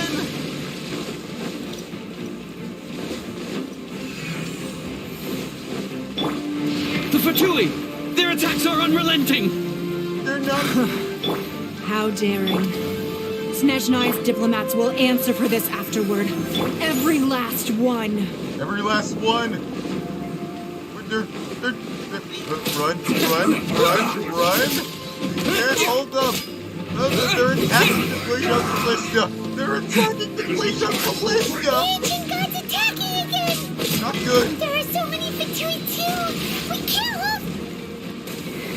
hold... Were you about to say we can't hold them, children? Yes. Don't lose heart. Here, take this. This is adeptal energy. It's that light from your body. It's like the time in Julian Karst. Wow, it's a pink shockwave. This granny's really strong. It's a super boost. Man. Take this. My duty. It's a super boost. No, it's No, just awesome. a second. Eye for an eye. Very well. The super boost. Awesome. Looks like I went too far. Oh.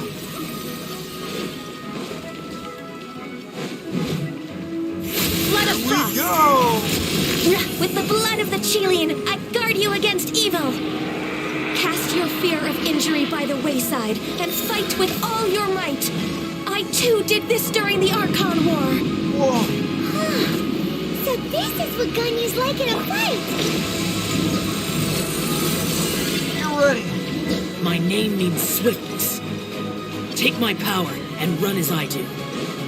We're going too fast. Wait. So we have super strength and durability and super speed? It is... this? I wish we had this power more often. Please let me have this as a power in the game. Are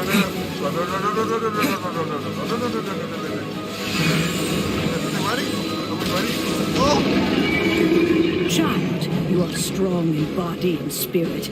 Perhaps you can withstand 3 forms of adeptal energy at once. This will hurt a little. Please bear with us. Once you've adapted, try to use them in battle.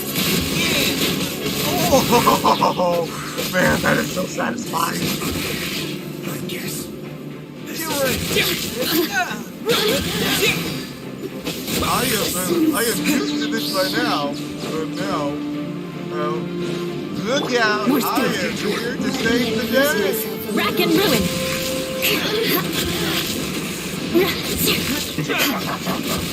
My duty. The battle for Liyue and Earth. Beg for mercy. Beg for mercy. Prepare to die. More speed. Exercise caution. Oh, God. The god's power has reached its peak. In other words, if we hold here, there's nothing worse to come, right?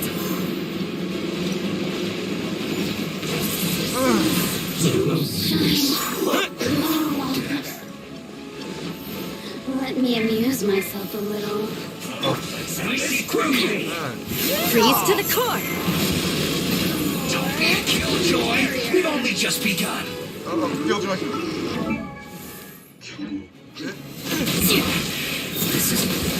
More speed. I got him.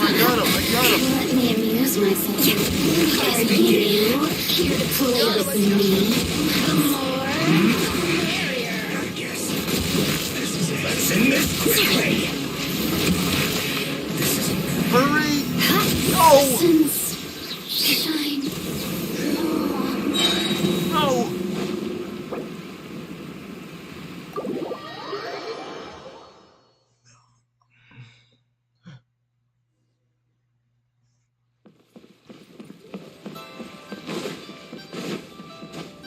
More speed.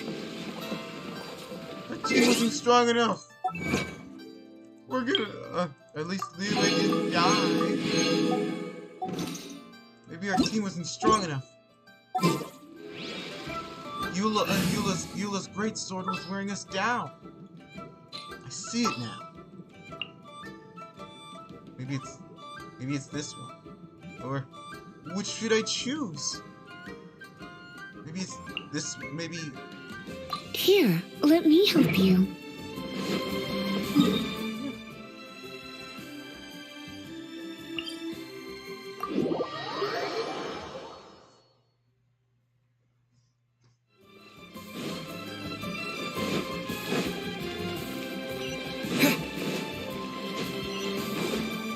Oh, we forgot to take advantage of the ranged attack. We've been using the Traveler. Liyue Bookhouse. Guess this is where we go to buy books in Liyue. Should we ask here if they have a copy of the Liyue volume of the Teyvat Travel Guide? It's super duper interesting.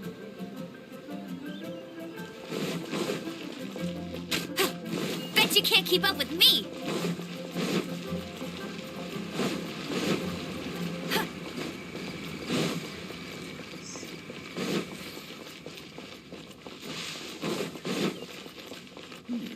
I'll race you there. This is a peaceful neighborhood.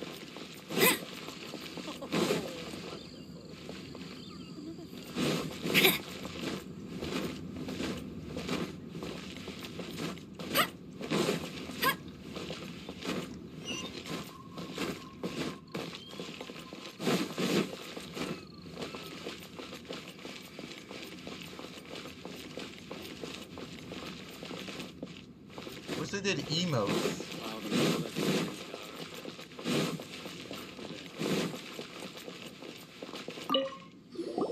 According to Kuchi, excuse me, do you... Yes. It's not convenient to speak... Ah, well said. Yep. And yet the code they used was not the one for guest.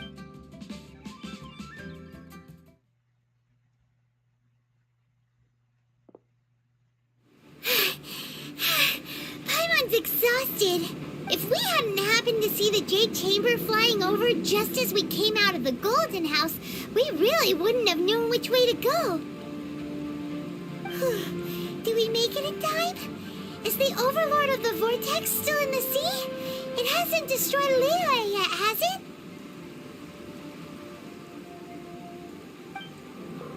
What are you doing here? Huh? Hold on. It's the Adepti.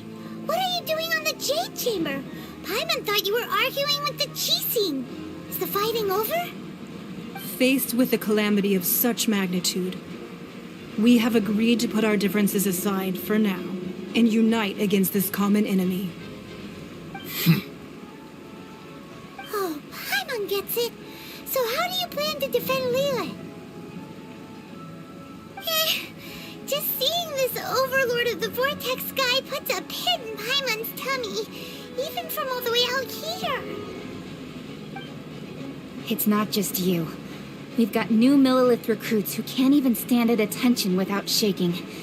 The force of an ancient god's presence seems to be too much for ordinary people to handle. Which is why we must stop that monster before it gets any closer to Liyue Harbor. So the Archon War was fought 2,000 years ago against enemies like that thing? No, that's... So will the power of the Chising, Millilith, and Adepti gathered here be enough to stop that god? We've already discussed this together, and our conclusion is... not necessarily. What? But all of you are supposed to be the guardians of Liyue. Can't you think of something? One certainly could. Huh? The Chising did once research the matter of the Guizhong Ballista when it piqued their fancy. And as fate would have it, one who did craft the Guizhong Ballista with one's own hands is here. For what could you mortals ever learn of Adepti mechanisms? Yet, it would take one, but a little tinkering to turn this ballista into an engine of war beyond your wildest thoughts. I suppose this is one blessing from the Adepti that we should be thankful for. So be it. We shall use the upgraded Guizhong Ballista to fight off that god. All the Adepti here can lend their strength to man it. We haven't a moment to spare. Our battle begins now. Agreed. Once again, we shall try again.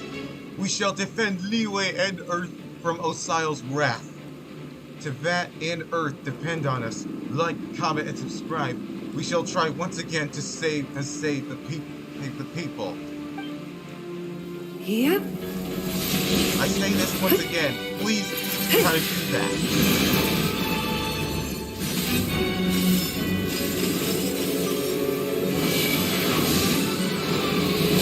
Go.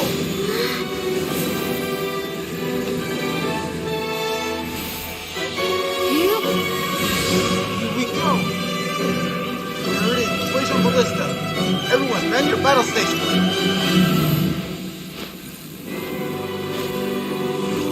Lock on and open fire!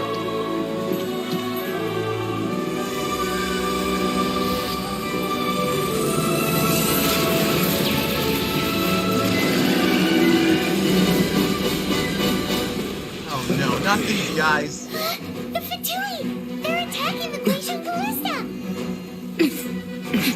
Let's do something!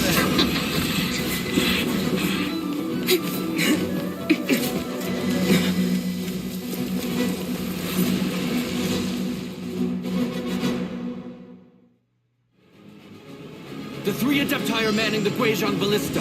Do not let the Fatui disturb their work. All able Millilith, with me! Let's go help too!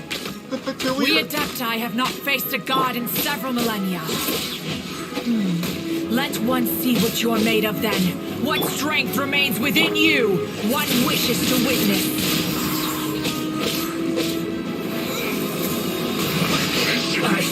Don't let them get to the base! There's Fatui everywhere! There's Fatui guys everywhere! Don't let them get to the base! Don't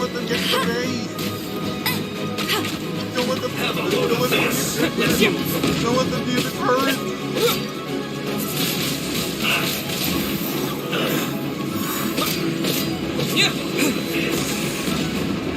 Don't let them get to the turret! To the turret!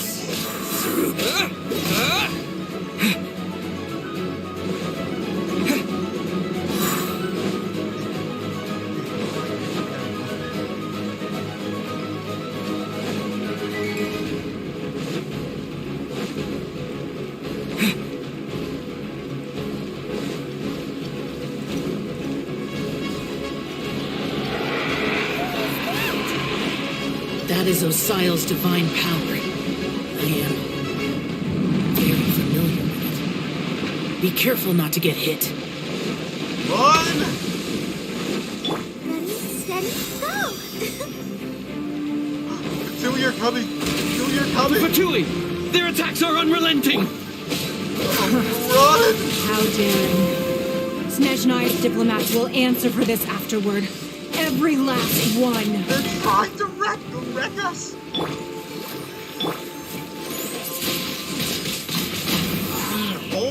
I'm holding off the line!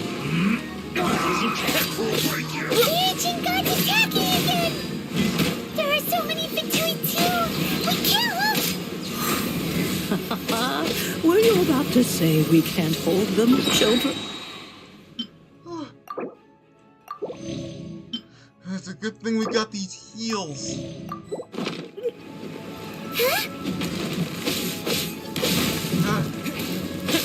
Don't lose heart. Here, take this.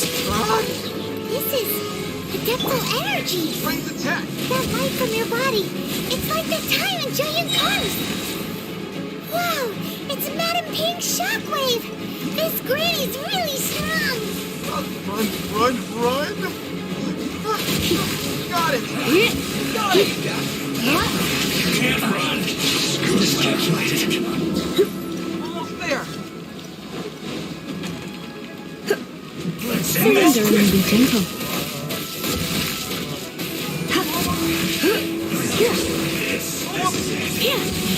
Got it! Coming.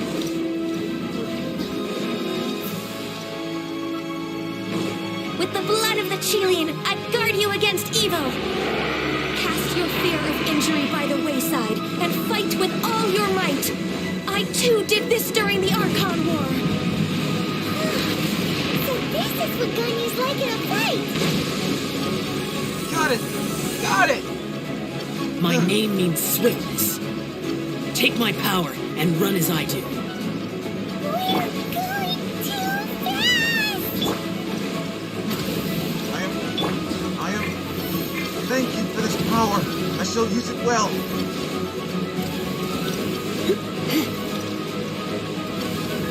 Run!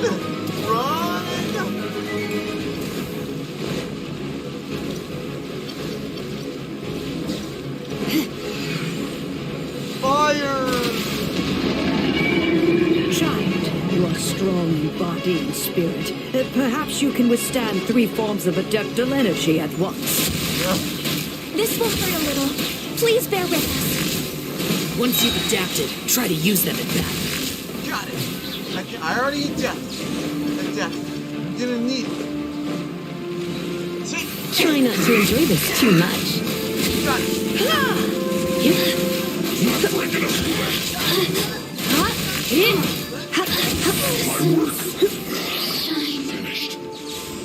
There it is!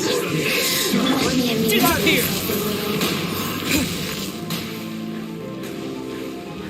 Raise attacks! Of course!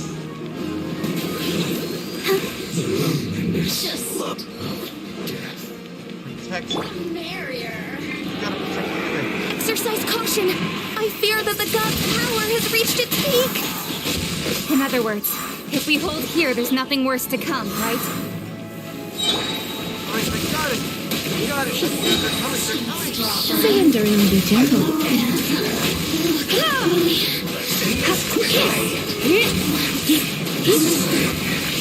I guess this is it.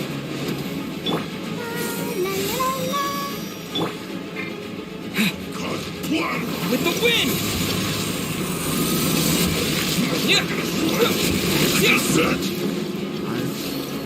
Busy! I'm Excuse for slacking. My duty. hold off the line! Let me amuse myself.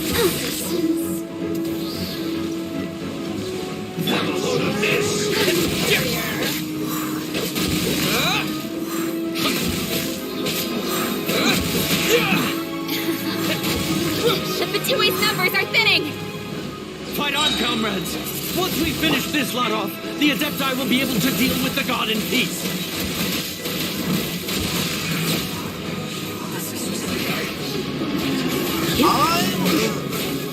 I'm trying to hold off the line!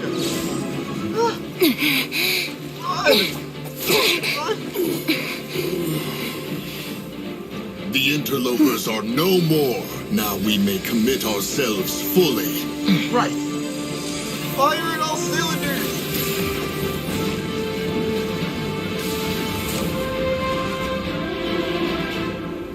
Oh my gosh! What? It's still standing? It's working! We just need to keep this up!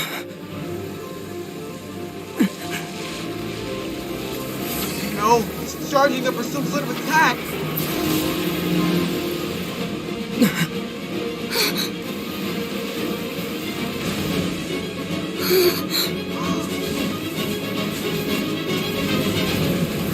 Run! Everybody fall back! Ah, we're gonna die! No, everybody get back to the Jade Chamber! Whoa, now!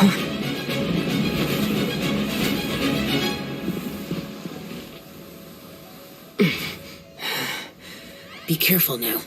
Thank you. The Guizhong Ballista is destroyed. Without its covering fire, retaliation shall be difficult. But the Jade Chamber is our last line of defense. We can't give another inch, no matter what. I have another idea. What? What do you mean, Lady Ningguang? I'll sacrifice the Jade Chamber. No! What is the meaning of this? I'll give you a hand. I understand. Do it. Traveler, lend me a hand. Right. Farewell, old friend. Goodbye for now. Delaware. Let us meet again in the future.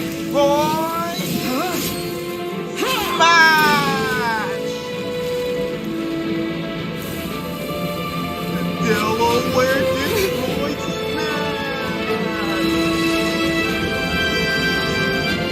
Delaware Detroit Smash!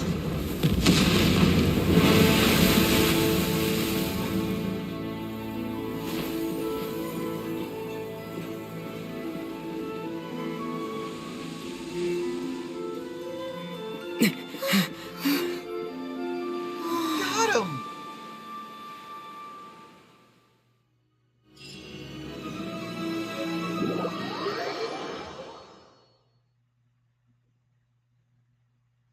Is it finally over? The ominous aura of that monster has indeed begun to fade. The effects of the Sigil of Permission last but a short time. It will be some time before the Overlord of the Vortex can make any waves again. We are indebted to you for your assistance. If the Adepti hadn't happened to be here, the future of Liyue Harbor would surely have been in great jeopardy. Save your flattery. We didn't just happen to be here. Surely you won't pretend to have forgotten the reason for which we came. Yes, we have. Come now. There's no need for such harsh words, Cloud Retainer. I've heard that when Ningguang began learning to do business, she had already started setting aside part of her then limited income in preparation for building the Jade Chamber. At first, it was only the size of a small room, but with continued expansion, it has become the palace that lies before you now.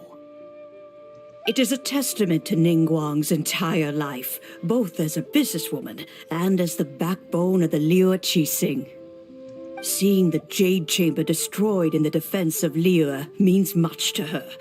To me, such cooperation and sacrifice deserves at least some recognition, don't you agree? I agree. The Jade Chamber was a very great idol, but now it's destroyed. But it was for a good cause. Well, I was really hoping you would say that such sacrifice could at least be used as some leverage in our negotiations. Thank you all for hearing me out. We know very well why the Adepti came here today. But please forgive us. We cannot yield to your wishes. Oh? 3,700 years. According to our records, the Adepti signed a contract with Rex Lapis to protect Liyue 3,700 years ago. Even to this very day, Liyue and its lands have stood the test of time, immovable as stone, just as it was thousands of years before. This is truly no small feat. But that does not mean that the Liyue of today is the same city as it was all those years ago. Do not merely cast your protective gaze upon the land.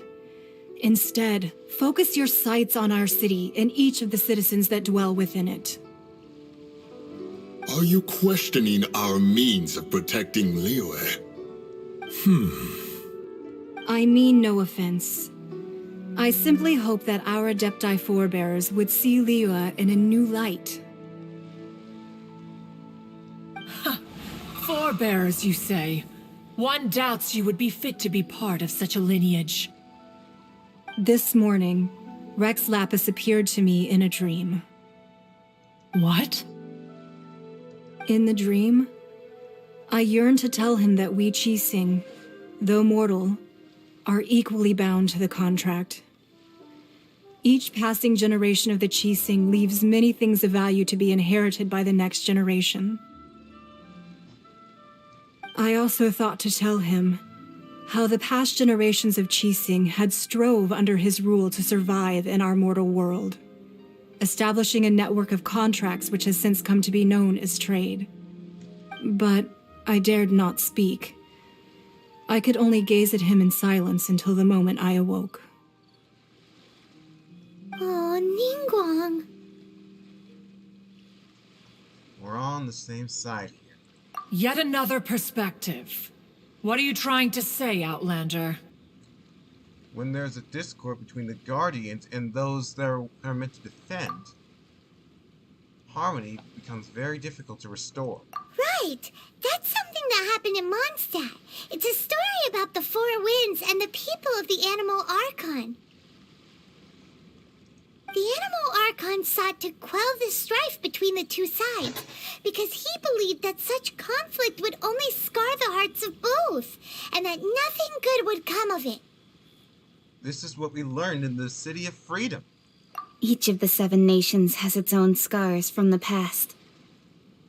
Though your point is the very height of simplicity. As Adepti, we've become a laughingstock, to be chastised thus by an outlander who has lent us such succor. All right, all right. Didn't Ningguang suggest that we should focus on the city and each of its citizens? I know I already have, so why not see for yourselves? I apologize for appearing in full armor. I am afraid I cannot show the proper courtesies. And who are you? I am Feng Yan, a sergeant of the Millelith. I have come to extend my thanks to the Adepti. I thought this battle would perhaps be my last. But thanks to the aid of the Adepti, our forces were not as badly battered as I feared we might be. Although I am a mere mortal soldier, I promise to hold the line and never betray the grace given to us by the illuminated Adepti this day.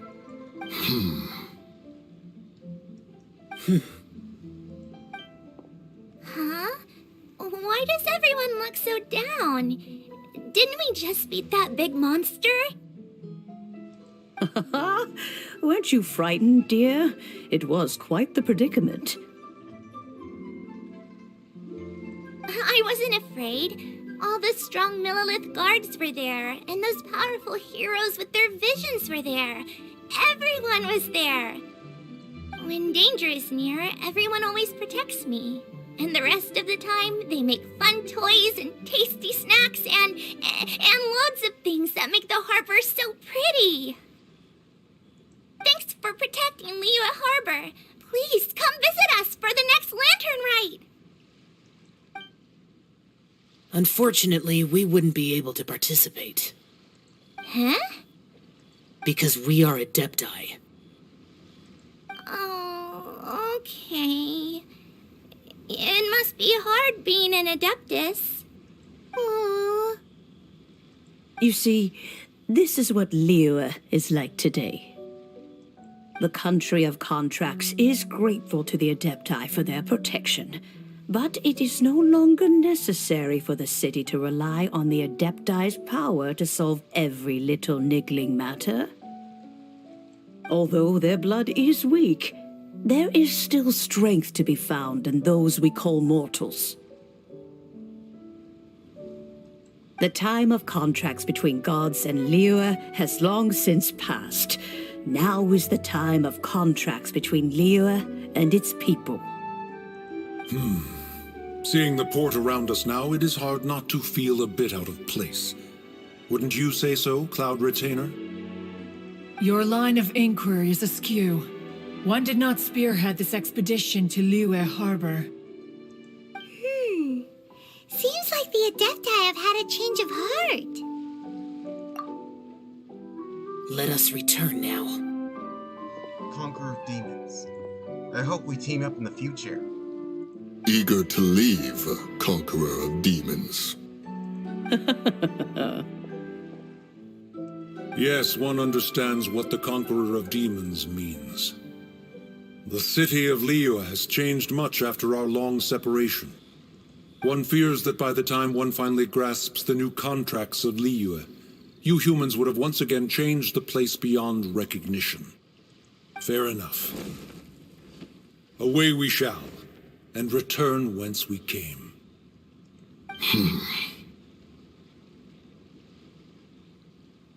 Since we Adepti have consensus, then one shall persist no further. But how will we ensure that the Liyue Chising will not simply exploit their power once we depart? In my view, that is still a thing to be guarded against. That's true. All right, Mooncarver, you needn't worry.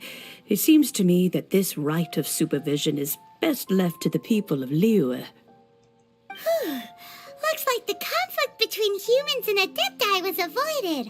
All's well that ends well, huh? Oh, right! It's nice that we've got peace and all, but we're forgetting one thing. Child wanted to unleash the god so he could lure Rex Lapis out. But we were able to handle the Overlord of the Vortex on our own, so Rex Lapis never showed up. Oh, and speaking of that, don't we still need to get to the bottom of that Archon's death, too?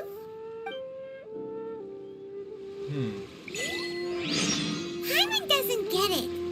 But isn't the strongest lead we have the Adepti-less rite of parting that we're organizing? No idea where Zhongli's gone. Let's ask for him at Wangshan Funeral Parlor. Wow. That was a battle.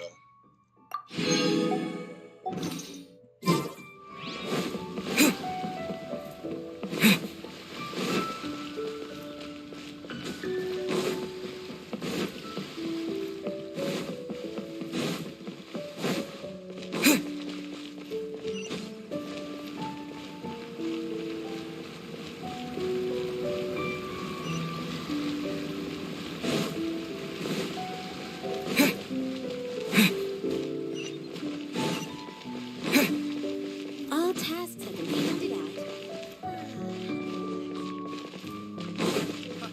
So, that was a battle like I nearly.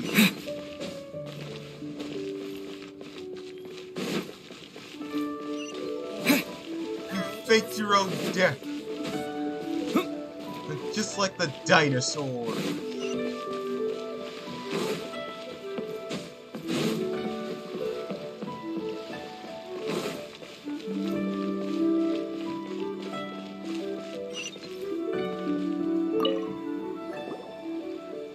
Is there anything I can do for you two? I'm afraid that Wangsheng Funeral Parlor isn't in the best state to receive guests. We've come to see Zhongli. Could you please tell him we're here? Unfortunately, Zhongli isn't here at the moment. It seems he went to Northland Bank. Doesn't the Northland Bank belong to the Fatui? Last time we saw Zhongli was before we went to the Golden House. Do you think he doesn't know about the attack on Liyue? Visiting the Fatui at a time like this could only mean more trouble. We had better go and make sure that everything is okay. Right. It looks like the Why would Zhongli be at Northland Bank? I mean, that place is crawling with Fatui.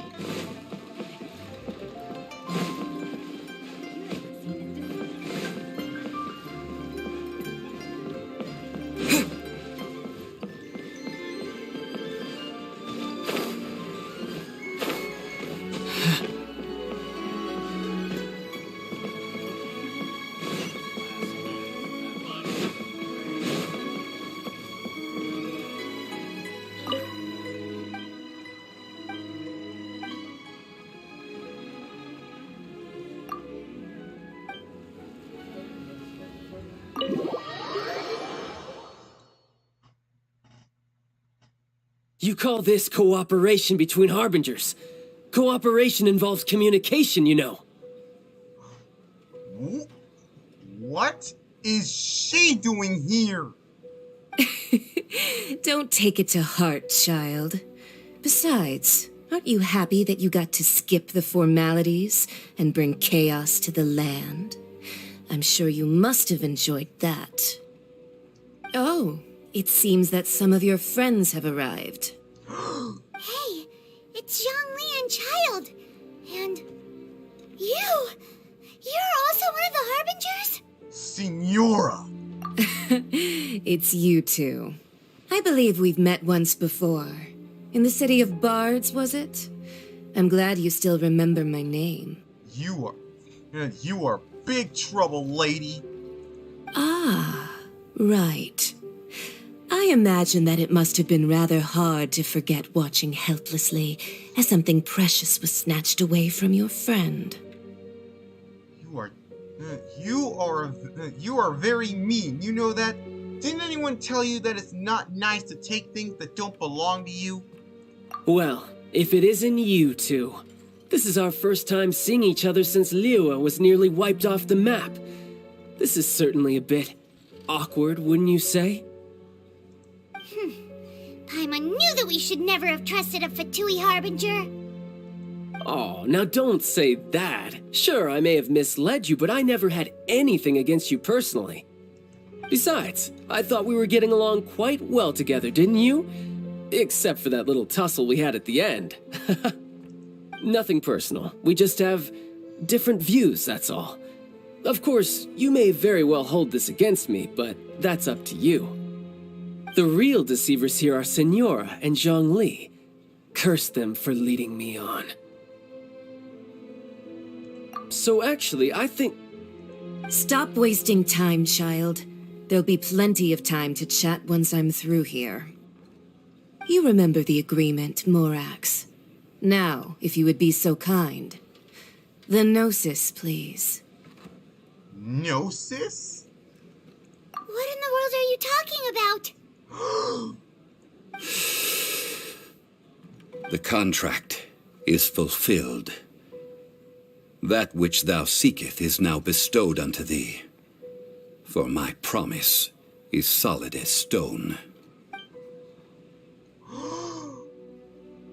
Wait, Zhongli is the Geo Archon? Zhongli! How sanctimonious. Zhongli is What? So you're the Lord of Geo? No, wait, that's an exciting twist and all, but why give the Gnosis to the Fatui? I do not give it for free. I give it as agreed upon in the contract. For it is a matter solely between the Tsaritsa and I. Wait! No! Don't give her the Gnosis! Yeah, you don't think you went a little bit too far with that whole fake death thing? Everyone was preparing the ceremony for you, and splat! This big dragon falls out of the sky, and all of Liyue goes into an uproar. Talk about a disaster. You faked your own death, just like the dinosaurs! Gathering all the forces that had been bubbling behind the scenes, and then stirring them together in a pot that was bound to boil over. That's what he wanted to see, am I right? Wait, what? Perhaps it's best that I explain. As you know, I've dwelt upon this world for more than 6,000 years.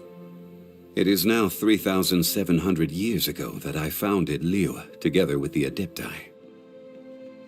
Even boulders that can withstand whirlpools will erode with the passing of time. I kept until one drizzly day.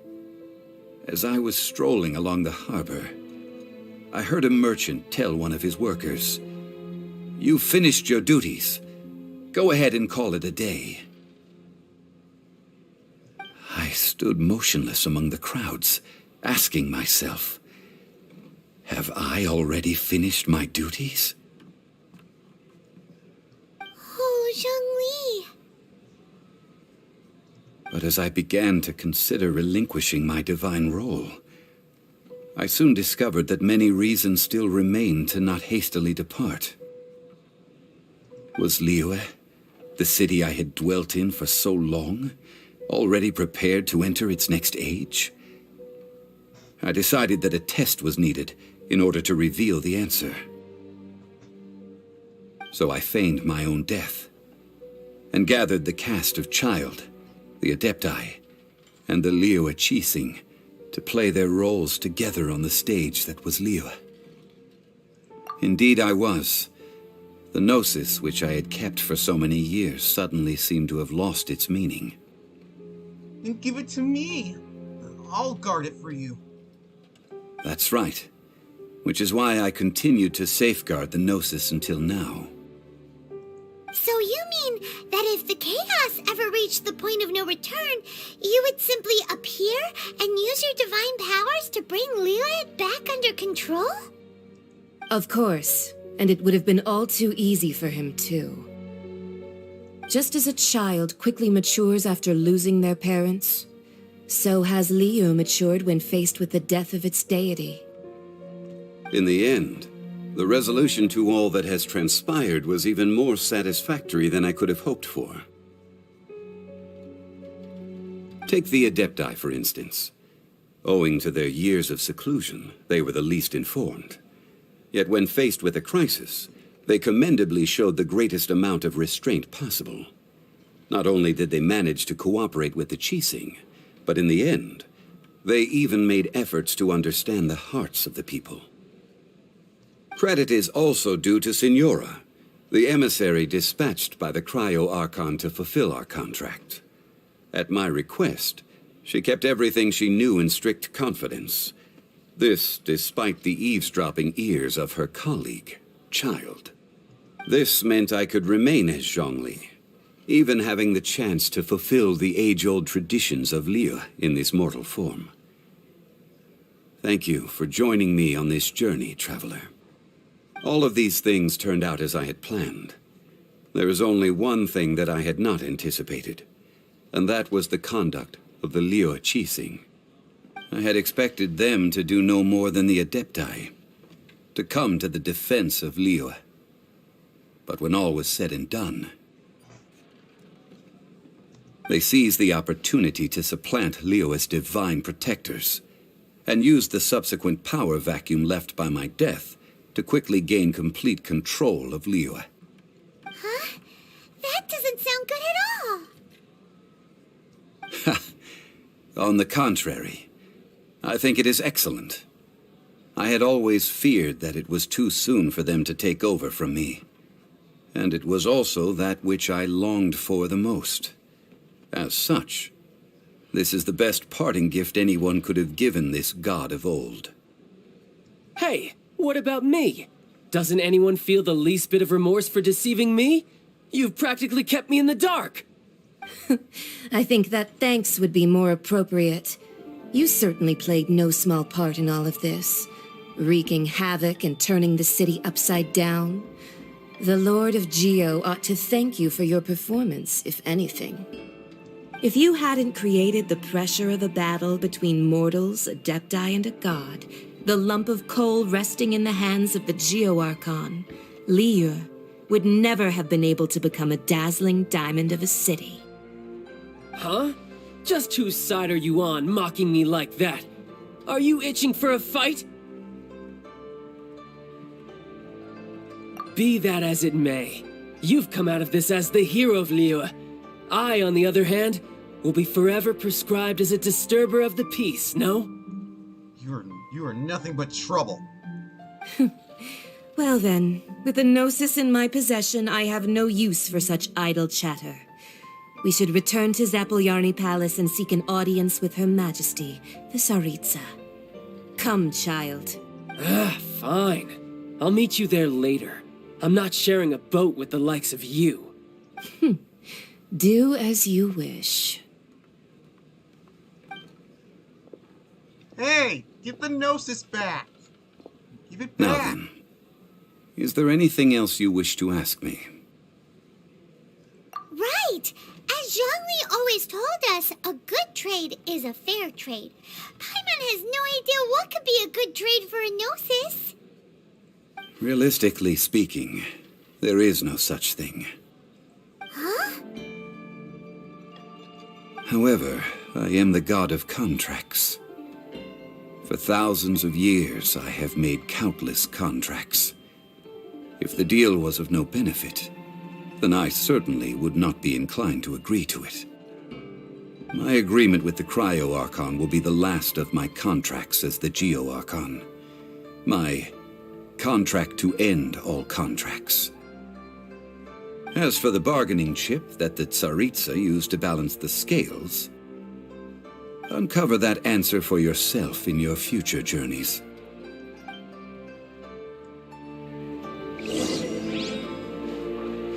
Hey, Gnos is back, Senora. Oh wait, she's already gone.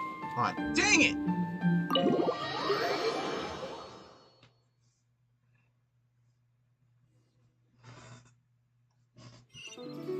Today's the day of the rite of parting. Although the star of the show is fake, we've spent so much time trying to organize it, it would be a real shame not to go there now.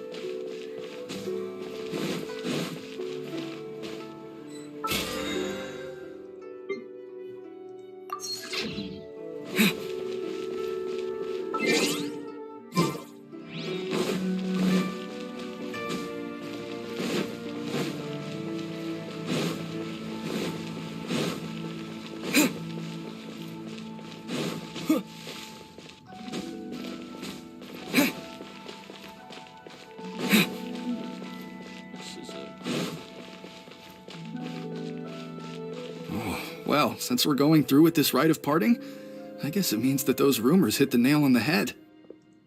So Rex Lapis is really... But they didn't catch the culprit, did they? Oh, come on. Do you think that the assassin could have been a normal person? You know what I think. I don't think any of the gossip on the streets you hear from those shady types is worth anything. There's only one real possibility in my mind. I've heard that the assassin was that Fatui fellow. Youngish, pretty high in rank. I think they called him Child. The Fatui? They certainly are very suspicious.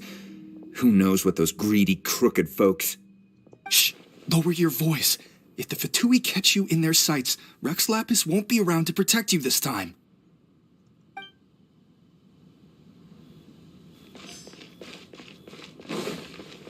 You know that god from the ocean couldn't have just shown up out of nowhere. I mean, it's been 2,000 years since Rex Lapis subdued it. Yes, and to think that this happened right on the heels of the incident with Rex Lapis, too. Say, do you think the person who assassinated our lord and released that evil god might have been one and the same?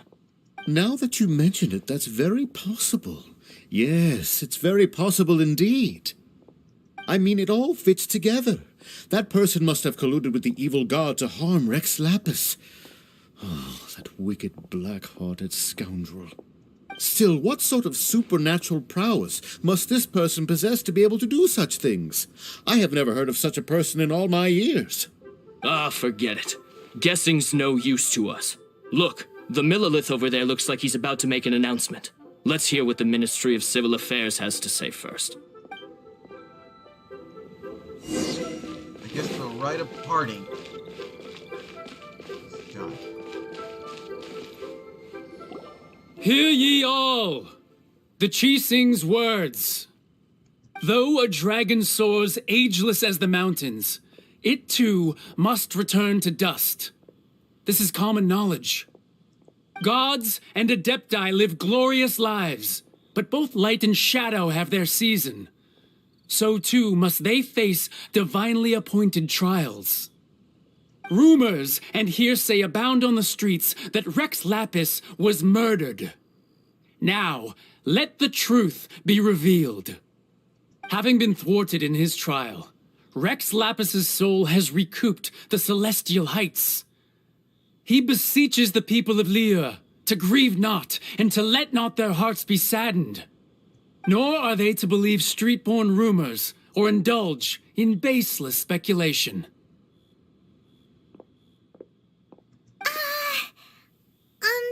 Paimon needs a translation on what the Qixing's announcement said. So that's how they're spinning it. Something feels off. Why would they suddenly give up looking for the murderer? Not to mention how this excuse sounds like something they just made up on the spot. Could the Qixing already have known that Rex Lapis wasn't dead? But Zhongli said that neither they nor the Adepti knew anything. Did Zhongli tell them in secret after his gnosis changed hands? That's possible. Exactly, right? Ooh, seems like the rite of parting has been going on for a while now. Let's go have a look.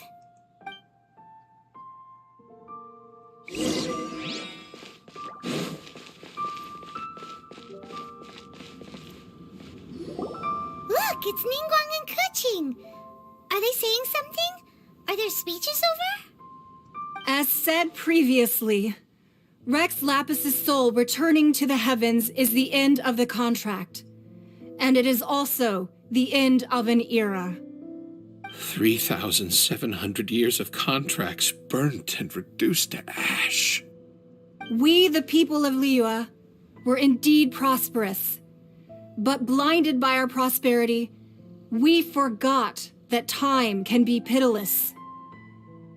The long, unending dream of our Archon walking among us. Now that we have awoken from our dream, we must learn to say farewell. Will you stand with us as we re-establish our contracts? As we build a new age of prosperity? So concludes the words of Her Eminence the Tianquan. Does Her Eminence the Yuheng have anything to add? Huh? Is she looking this way? Traveler. Yikes! She really is looking our way! Is that the traveler who they say defeated the ancient god? Yes, I am. So young. The Liyue Qixing always repay their debts. And as you have heard, our eyes see far and our reach is long. Name your price. You deserve that much. Whoa!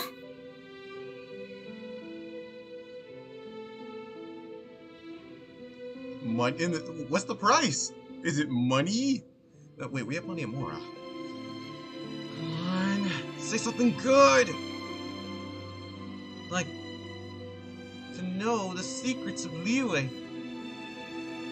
To know the secrets of Liyue? To know anything? Or how did Ningguang get her name? Oh man, please be something good. But Well, could you help me put up some missing person posters? are you serious?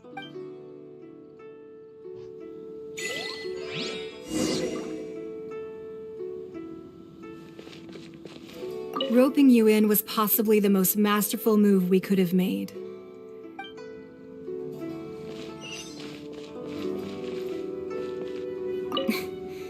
Why, you... Were you just trying to look cool earlier, or are you really that selfless? If you were looking for someone, you could have just told me that in private.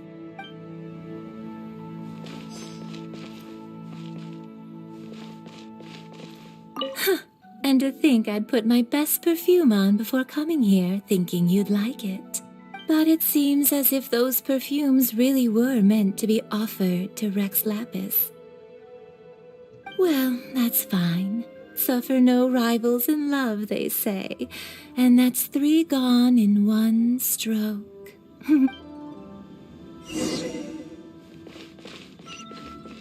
Zhongli. Mr. Zhongli. Hey, Zhongli! Look at this. Everyone in Liyue is caught up in their emotions, thinking that they'll never see Rex Lapis again.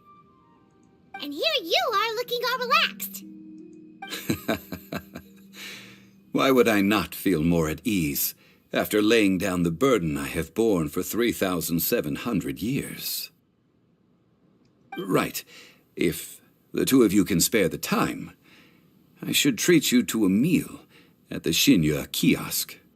Ha! That sounds like big talk, Zhongli. Paimon might have believed you if you were treating us to some third-round knockout, but you'd have to pay out your nose just to stand inside Xinyue kiosk. Are you sure you can afford it? You're right. I do lack the Mora. Ooh. But why would Morax lack Mora? Yeah, that's a good question. As the Rex Lapis Morax, I can easily create Mora. But since I have chosen to walk this earth as the mortal Zhongli, I should abide by the same rules that mortals do. You work for money. Got it. When I was journeying with you, though I still had the Gnosis in hand, I knew that I must soon retire from my role as an Archon. So I had to rehearse a little for my new life. Oh, no wonder. Paimon gets it now. You didn't look at the price tags when we were spending because you've never had to. But since you weren't used to not being able to just make more Mora as and when you wanted to, you had to try becoming a parasite to society who lives off of other people's credit. Well, we were only spending Fatui money. You don't have to say it like that. In the City of Commerce, we do not merely exchange money or goods. We also exchange knowledge, memories, and foresight, as well as positions, roles, and lives. The Archon Morax could never experience life as the true mortal Zhongli could, no matter how many times he descended to be with his people. I must thank you for that. You're welcome. I will treasure the memories that I made as Zhongli, traveling the streets of Liyue with you. It was a fine journey. That is true. But there is no journey that does not end. No meetings without partings. Paimon thinks that we should make a move and continue our search for the Seven. I fear that continuing your journey may be difficult. The nation that neighbors Liyue by sea, Inazuma, is presently closed. Closed? Yes. The nation has been closed by order of its deity, the Electro-Archon Ball. And just as the people of Liyue preferred to call me Rex Lapis, she too goes by another name among locals in Inazuma. Paimon thinks we've heard that one before. Raiden? That is the case. And since Raiden is also the Shogun of Inazuma, people call her the Raiden Shogun. That said, though people at the wharf were saying that the situation in Inazuma is very tense, Paimon doesn't remember that always being the case. It wasn't that bad last year. Zhongli, since you're Rex Lapis, shouldn't you know something about what's happening there? Just how did Inazuma become a closed nation? Yeah. It's because of visions. Huh? Visions? Yeah. Can you elaborate on that? When faced with circumstances beyond their control, humans often bemoan their lack of power. But if a person shows true strength of will at a desperate and fateful moment in their life, the gods will look upon them with favor. This is what visions are. Magical foci bestowed upon those who have been acknowledged by the gods. Uh-huh. That's how people in Teyvat see it. But starting from last year, the Raiden Shogun began promulgating the Vision Hunt Decree. The Vision Hunt Decree? Oh man, that doesn't sound good.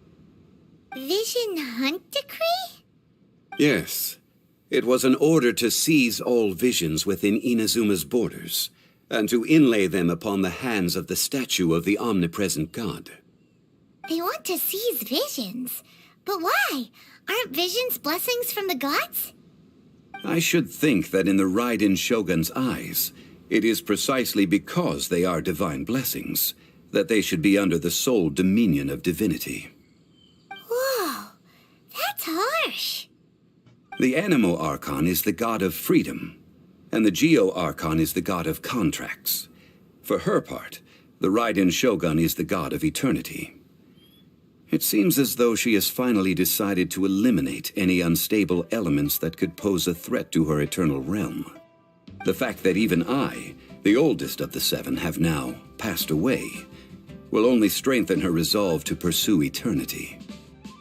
Knowing her, she must have again quoted that adage she is most fond of when proclaiming that decree to her people. What is it? 7 ideals for 7 gods.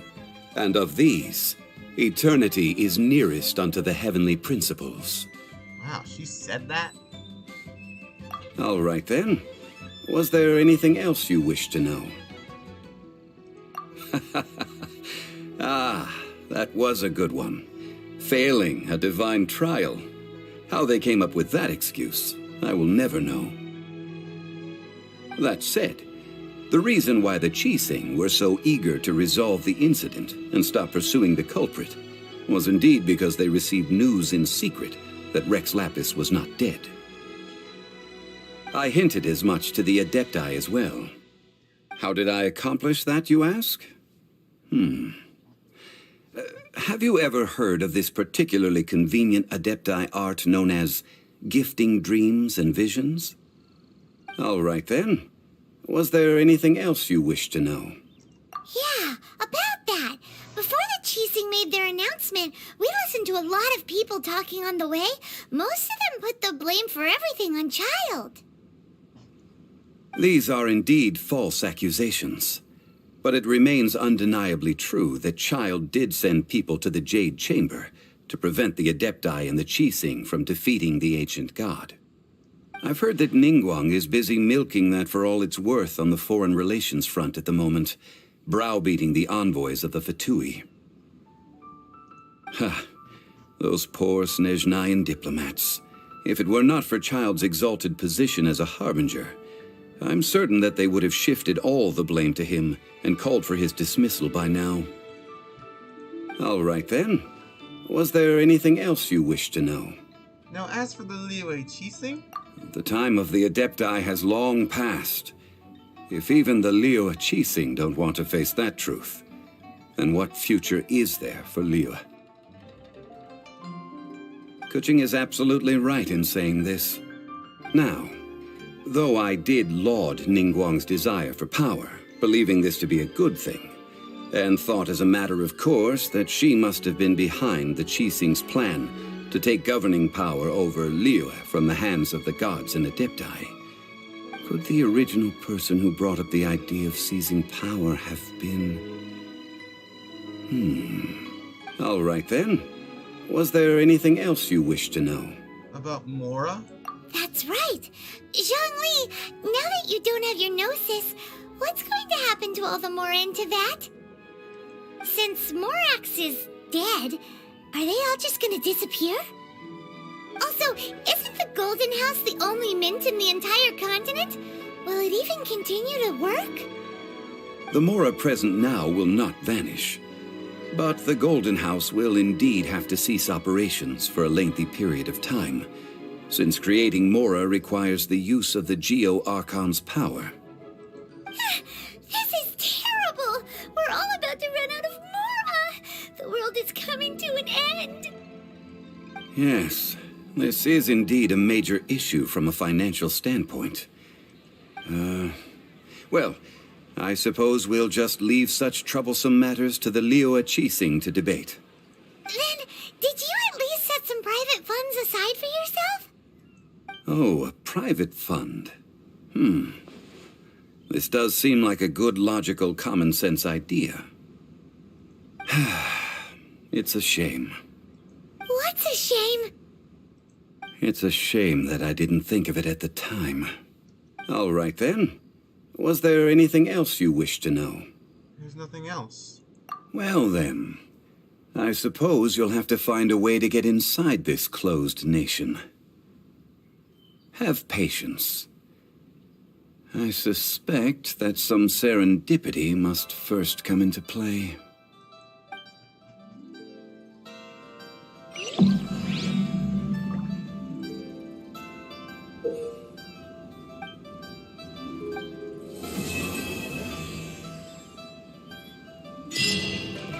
All right then. Well then.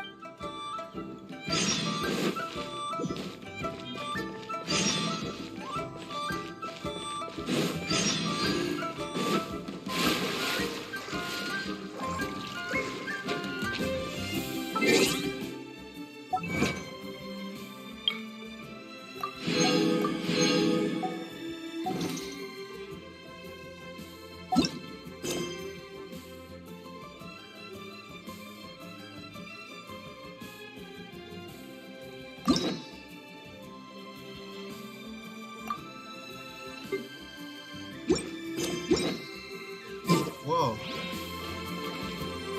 Huh?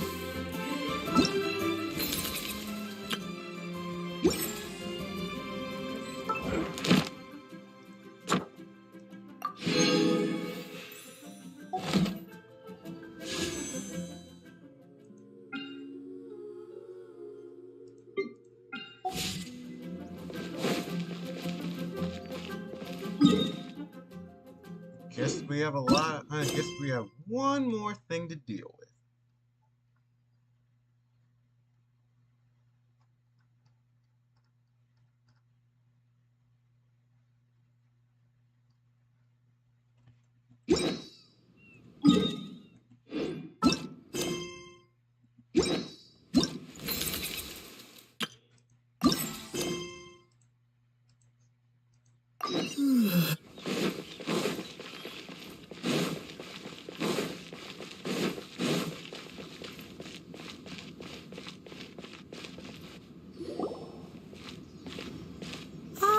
Children, come, come.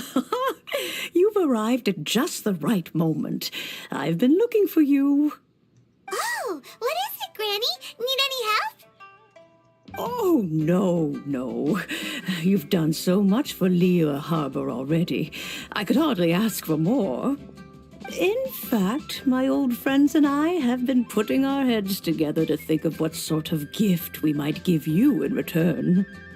A gift? For Paimon? You're too kind. Oh, child, you are so very modest. Uncommonly so, even. But you mustn't decline this gift. I simply won't allow it. Okay. When you traversed my old teapot in search of the cleansing bell, I heard your little friend mention that you often camp out in the wilds. Yes, we do. That simply won't do. Especially since I imagine you still have a very long journey ahead of you. Fortunately, I have not yet grown so old as to see my subspace creation abilities atrophy. Oh, did my friends never mention that to you? Well then, it is a blessing we old folks once received from Rex Lapis, part of our illumination, if you will. I will not go into too much detail, but subspace creation is the ability to create a small, autonomous pocket world. The teapot that you entered previously was a little trinket created using that ability. Whoa. So, in the eyes of an Adeptus, creating a magic teapot world is just child's play, huh? Hey, Boxy, what's up? And looks like we're getting the addition of creative mode. Oh, indeed, the teapot is nothing to boast of. One such as myself must depart from this realm to create a world of one's own. Rex Lapis, on the other hand, moved mountains and seas. That is what one might call an exercise of true power. But that's enough nostalgia for now. The gift that I have prepared for you just requires a few final materials to add the finishing touch. That's right! Finding stuff's what we're good at, after all. Oh, settle down now, children. There's no need for you to go running hither and thither. I have already found a fleet-footed youngster to prepare what I need. Yeah, wait, who is it? What's more, I doubt that you would know how to find the materials I am searching for. Some of them are very rare indeed these days. Well, for starters, I require some shimmer soil from the banks of Dihua Marsh. Back in the day, it could only be found where the glazed lilies thrived most profusely. You would have to dig downward, following the roots of the glazed lilies, and if you were lucky enough, you just might find a small patch of shimmer soil there. But almost no one has been able to find shimmer soil in this manner since Dihua Marsh came to be the way it is today. Even more difficult to find is smaragdus jadeite, which must be chiseled from the rock of the chasm. Or so it used to be. Ever since the Blackcliff Forge opened for business, they've slowly but surely stripped the mines all but completely bare of it. In any case, smaragdus jadeite is an adepti treasure, and the adeptal power within is not something that most humans can withstand. Extended contact with it is... goodness knows if that child will succeed in finding these items. Well, since you're an Adeptus, Granny, the person you asked for help, they must be an Adeptus too, right? Yes. I suppose she does count as an Adeptus. She counts? How come there are so many Adepti in Liyue Harbor? We seem to bump into them all the time. It feels like even when you go out to eat, you could be sitting next to an Adeptus and never even know it. That's true. Oh, maybe so. Who can say?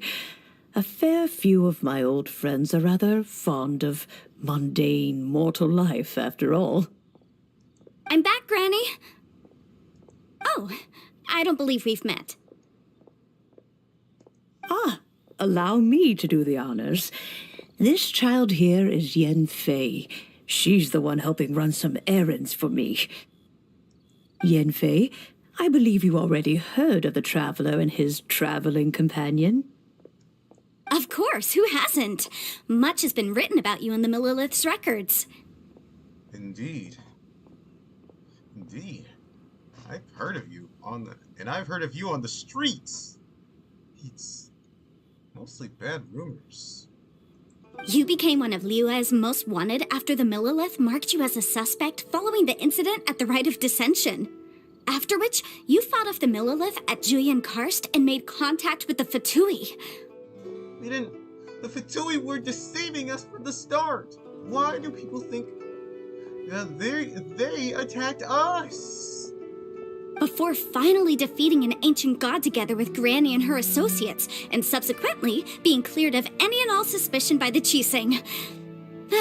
What a shame. A shame? A shame that we didn't meet sooner. If we had, well, I can't say that I would have been able to clear you of suspicion immediately, but it certainly would have been less, embarrassing for you. Guess you're all business, huh? I like it. Allow me to introduce myself once more. I'm Yenfei, a legal advisor. Got a legal problem? You can come right to me. Let me guess, she's gonna give a business card. Well, she's gonna have a long time getting a gig. Oh, yes. Here's my business card. You'll find it has my contact details and office address. Keep it handy. Wow, she's all business, huh? And she has a fire vision among her. Sweet. If you have an urgent issue, just leave me a note at this address.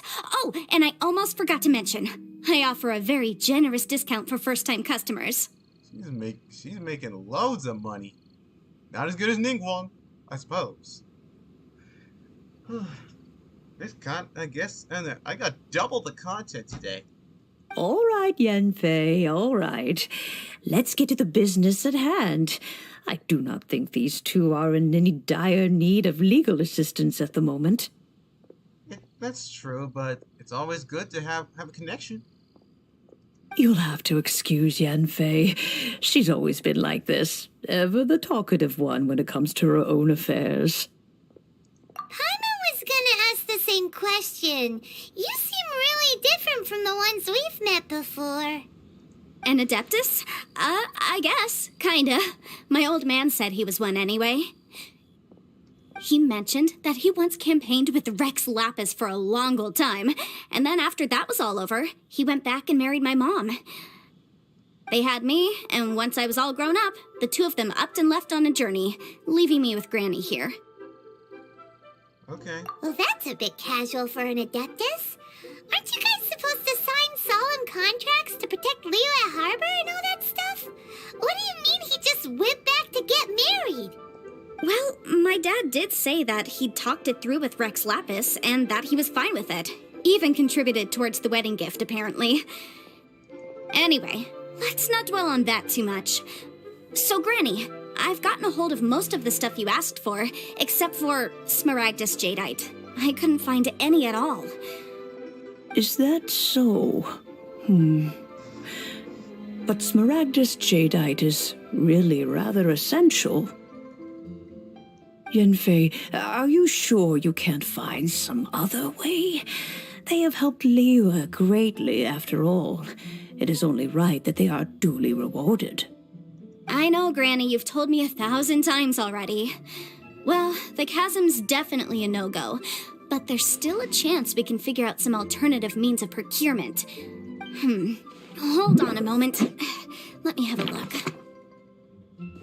Whoa, that's a really thick book. What kind of things do you write in there? Commercial consultancy. Or Snezhnaya. Ah, found him.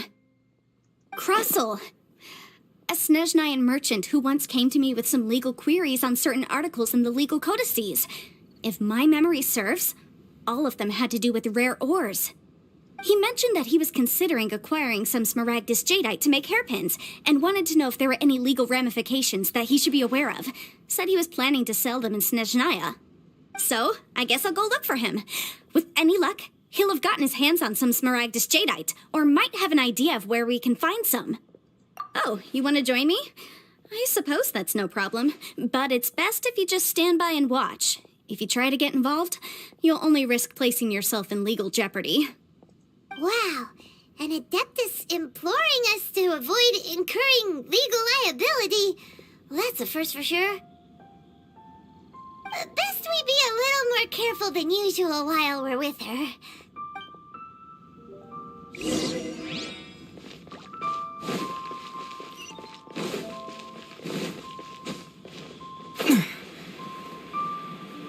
What? I really want to unlock creative mode. What do you expect?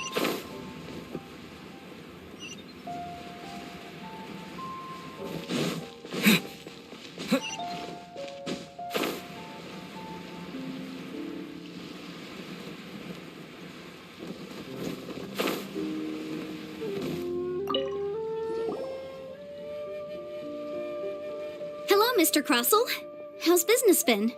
Oh, good, very good. All thanks to your advice, Miss Yanfei. What brings you here today? You're too kind. I was simply doing my job. Now, I believe that the last time we met, you mentioned that you were looking to source some Smaragdus Jadeite to make hairpins. Have there been any further developments on this front?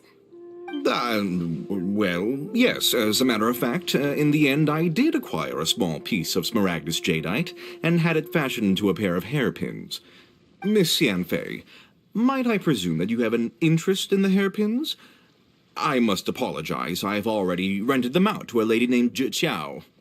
If you'd like to inspect them, you may have to wait quite some time.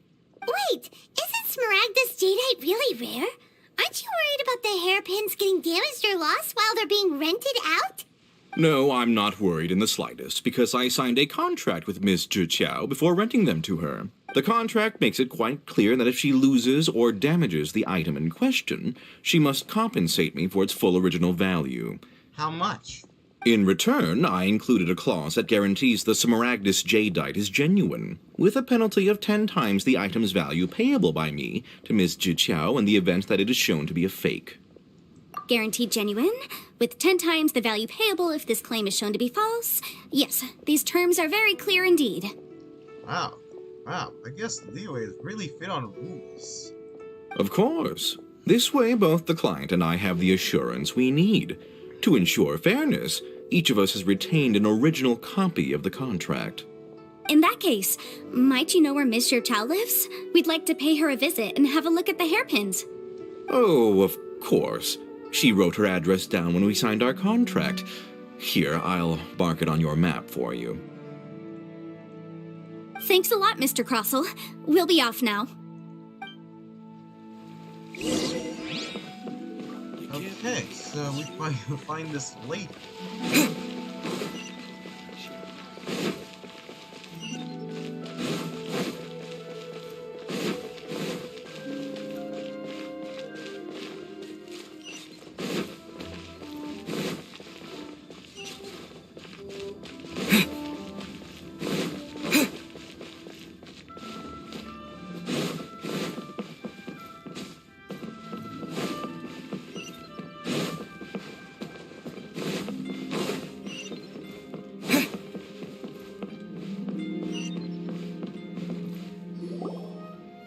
Oh, whatever shall I do?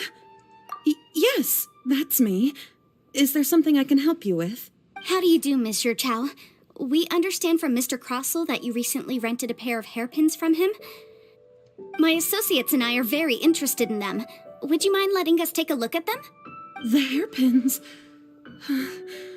I can't lend them to you right now. I've lost them. What? I don't know how it could have happened. I always kept them right by my side, and I hadn't even worn them yet. I spent so much money on them. If I have to pay their original value, there's no way I could come up with that amount of money on such short notice. My family is in the ore business too, but business has been suffering ever since the chasm was sealed off. We now have a backlog of paid-up orders just sitting around, so we've been having to purchase some stock from other ore merchants to complete them. A big banquet is coming up in a few days, and several ore merchants I know of will be there. I need this opportunity to mingle and discuss prices. That's what the hairpins were for, to keep up appearances. I can't have them looking down on me. But now that I've lost the hairpins, what will I do? Why does Paimon have a sudden strong sense of deja vu? Would you really? I sent a commission to the Adventurers Guild, but I haven't heard anything back from them yet. Hold on. Don't run off looking for the hairpins just yet. Monsieur Chow, would you let me have a look at the rental contract you signed? Huh? Well, I mean, sure, I have it right here. Here you are. Let me see. That's right! Yanfei said she's a legal advisor, didn't she? Maybe she can help Juqiao somehow. True, though surely there must be a win-win solution. Right, I finished reading the contract. The terms are very clear, and they do indeed stipulate that you must pay Mr. Crossell the original value of the hairpins as compensation for the loss. Furthermore, the contract also expressly states that the amount of compensation must take current market prices into account. And given the rarity of Smaragdus Jadeite, I fear that the final amount of compensation may end up being significantly higher as a result. Even higher? Oh, no. Uh-oh. Juqiao looks like she's about to faint. However, all of this is assuming that it is indeed genuine Smaragdus Jadeite that was inlaid into the hairpins. Did you really have to pause before saying that part? Anyway, the hairpins are lost, so how exactly would we be able to find out if the Jadeite is genuine or not? Whichever way you look at it, we've got to start by finding those hairpins. Except that if we found the hairpins, there'd no longer be any need to check whether the Jadeite is genuine, would there? Seems right. Please, don't trouble yourselves over this. The fact is, I lost the item, and I should pay compensation per the contract. However much it is, I will have to pay it. My family are merchants, after all. It's vital that we keep our word and respect our contracts. Now that it's come to this, I really shouldn't keep Crossell in the dark any longer. I'll go and inform him of the issue and then negotiate the amount of compensation. Yes, legally speaking, it seems this is the most sensible course of action. But before that, I have some questions about the hairpins. So hold on a moment, Mr. Chow. When you first touched the hairpins, what did you feel? What did I feel? Well, I remember that the gemstones set into the pins were perfectly smooth to the touch, like the finest quality jade. My family has seen much jade pass through its hands in the past, so I am quite certain of my judgment in this matter.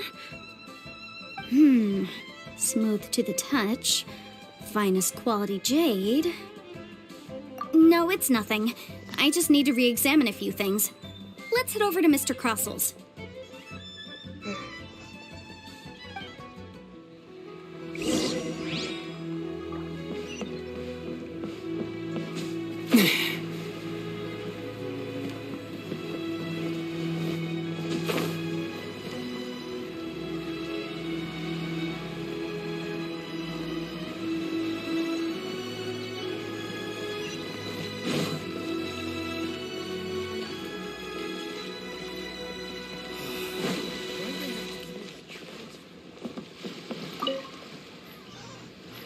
Ah, Miss Yanfei, you've returned.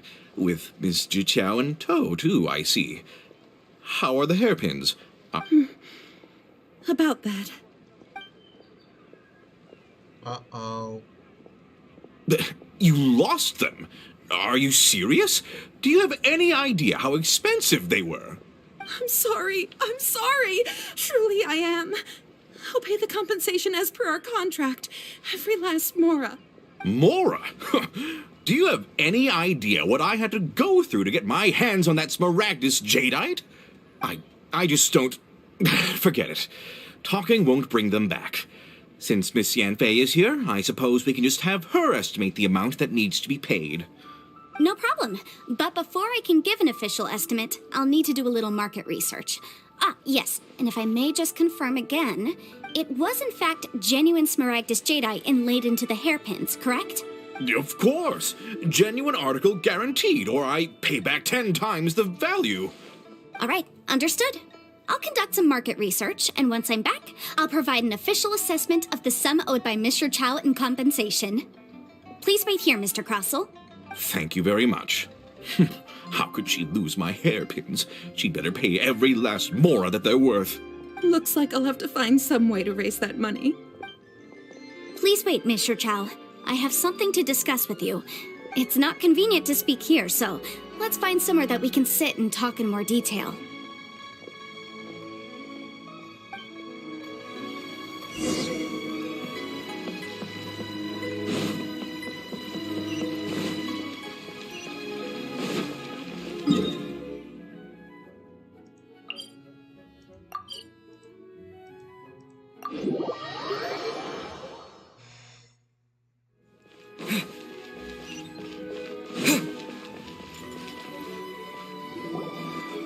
Miss Yanfei, what is this about? Are you here to tell me how much I owe? No. What I wanted to talk about is, there is a chance that the ore inlaid on those hairpins may not be Smaragdus jadeite after all. What? What do you mean?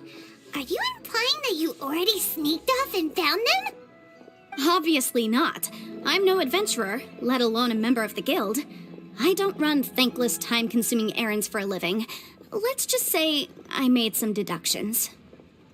I don't know if Granny told you this, but Smaragdus jadeite is found deep underground and contains very concentrated elemental energy. If mere mortals come into contact with it, well, they'll be sick in the best case. And in the worst case, they could even experience a dramatic change of personality. It most certainly would not be smooth to the touch. Mr. Chow, did you at any time feel unwell while the hairpins were in your possession? No, not at all. I felt perfectly fine the whole time. Not even the slightest bit unwell. I didn't feel anything special at all, in fact. What? That... Now that is strange. I noticed earlier that there were elemental traces in Mr. Crossel's vicinity. If I have deduced correctly, he may still have the Smaragdus Jadeite in his possession. Man, in other words, she may have gotten scammed. If that's the case, we should go confront him right now and expose his dirty scam right to his face! Absolutely not. If we were to confront him now, there's no way he would admit to it. Eventually, he would find some argument to compel us to leave. And then, he'd throw the Smaragdus Jadeite into the sea the moment we were gone. After that, he would simply insist that Mr. Chow pay up per the contract. He would lose nothing. Meanwhile, we would have to look under every stone in Liyue, hoping and praying that the hairpins do actually still exist somewhere in this world. So vivid that Paimon thinks it might be experience talking. Oh, it certainly is. I've seen my fair share of situations like this, and brute force methods are certainly one way of resolving them. Fortunately, I have far more elegant solutions at my disposal. I'll share them with you in due course. Well then, since you're so experienced in dealing with problems like this, perhaps you could help me, Miss Yunfei. Oh, that won't be a problem. But first, Mr. Chow, can I ask you to please sign this contract? Huh? Does there have to be a contract for everything? Paimon can't even keep track. If I had one... It feels like Yanfei is even more concerned with them than a certain someone else we know. These are my formal terms of engagement. Everything prior to now has just been pro bono advice. But for me to investigate any further, I require a written contract. Any work commissioned but not bound by a contract cannot be relied upon. I understand. Then I will be glad to place this matter into your capable hands if you will take it, Miss Yunfei. No problem. Just sign here, and I'll sign too. Okay. Now write your address here, and then sign on this page as well. And I'll also need your signatures on pages 5, 7, and on the very last page. Finally, if you could just use this ink pad to make a handprint over here. This contract has so many pages. Paimon's all out of brain juice again. All right, that should do it. My fees are the same as always, and they're written in the contract. Have a look through and let me know if you have any questions. I've had a read through. Everything checks out. Well then, here's your copy of the contract. I will retain the other copy. Not for now, no. Despite how intractable this problem might sound, it will actually be quite straightforward to resolve, once we've got some things squared away. I don't believe you have been part of an investigation like this before, in which case, hopefully this should be quite the experience. Miss Yunfei, I have to ask, why are you helping me? Because, as it happens, I'm currently trying to acquire some Smaragdus Jadeite myself. I noticed strong traces of geo-energy around Mr. Crossel, so perhaps he has, in fact, secured some. Whether he actually made it into an item of jewelry or not is a separate matter, but either way, it's a lead. As long as we follow it, who knows? We might just be able to get our hands on some Smaragdus Jadeite. Also, the idea of someone abusing the law to their advantage, I won't stand for it. But again, let's not dwell on this. Let's go to... where can we find someone who processes ore? Ah, I've got it! Let's pay a visit to Chateau, the boss of the Jade Mystery. He's a professional when it comes to working with stone and ore. If Mr. Crossel had his ore worked on at all, Chateau would undoubtedly have been his first choice.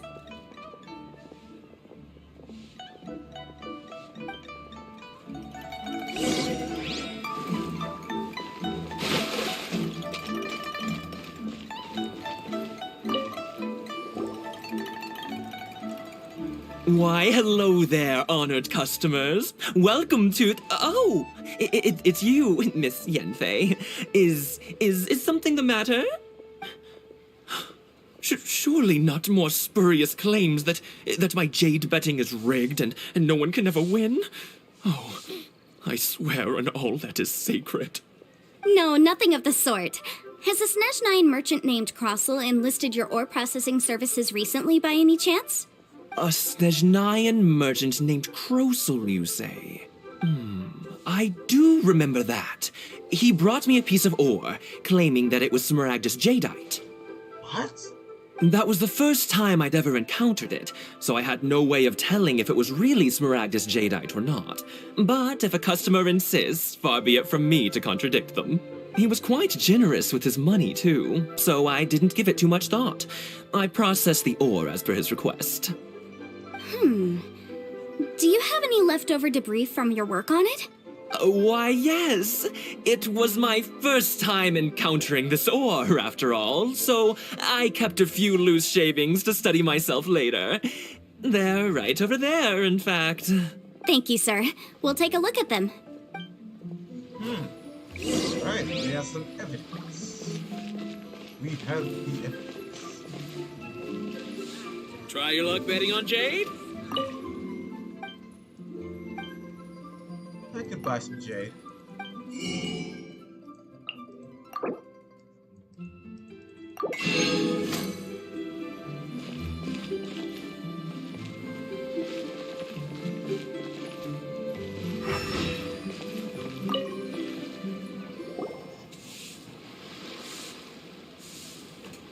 Huh? If my eyes don't deceive me, the cross-sections and patterning suggest that these are Smaragdus nephrite shavings. Yes, it's not particularly rare, nor is it especially valuable. It's used to make jewelry all the time. I've heard it said that Smaragdus nephrite is in fact the outer layer of Smaragdus jadeite, though no one's ever proven it. A thin layer of separation, huh? If you must see for yourself, try examining these shavings for traces of elemental energy. Smaragdus nephrite is an entirely ordinary ore, containing no elemental energy whatsoever. Is that so? Well, we might as well give elemental sight a shot. So, did you find anything?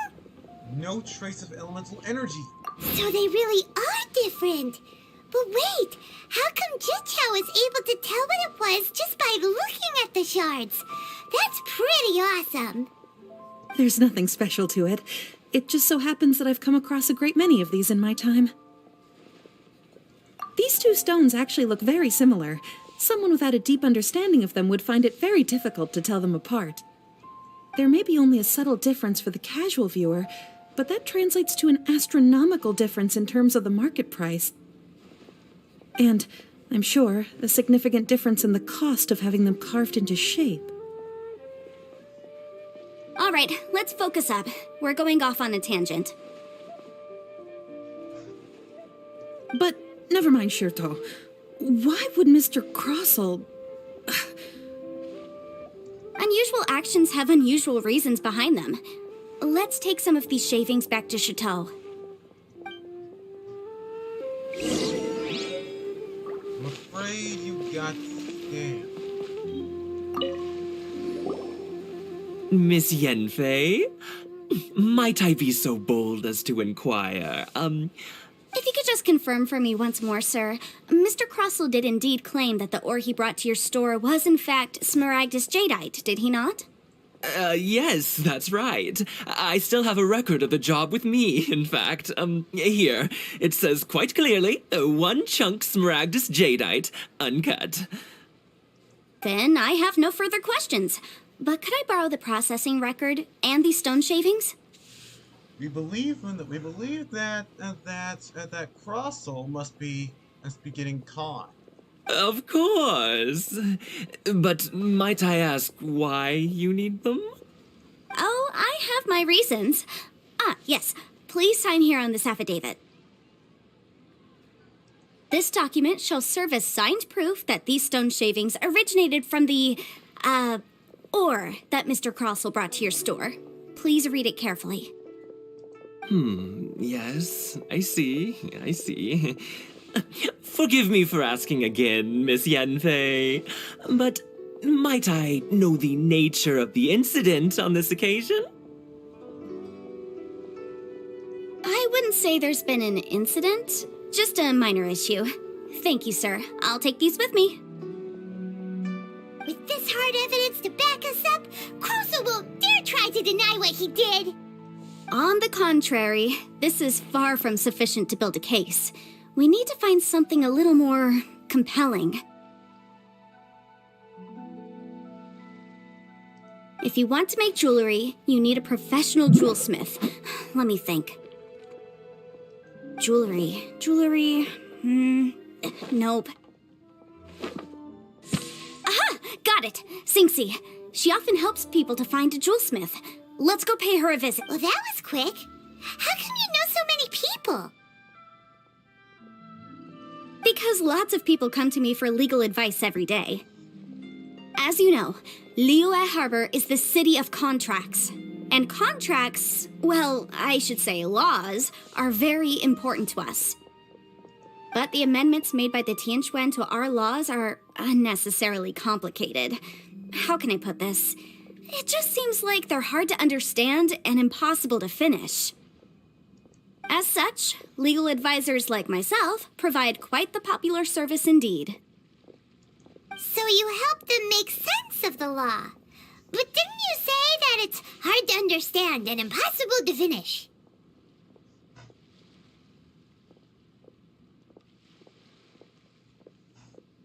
Yes, well, that's no obstacle because I've memorized all the legal codices. You memorized them?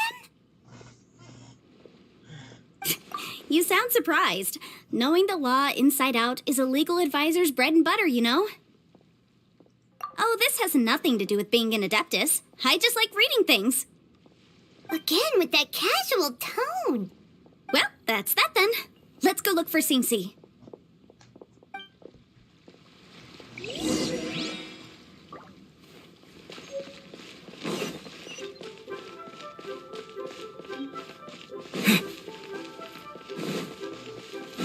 This is gonna be the longest quest ever, like.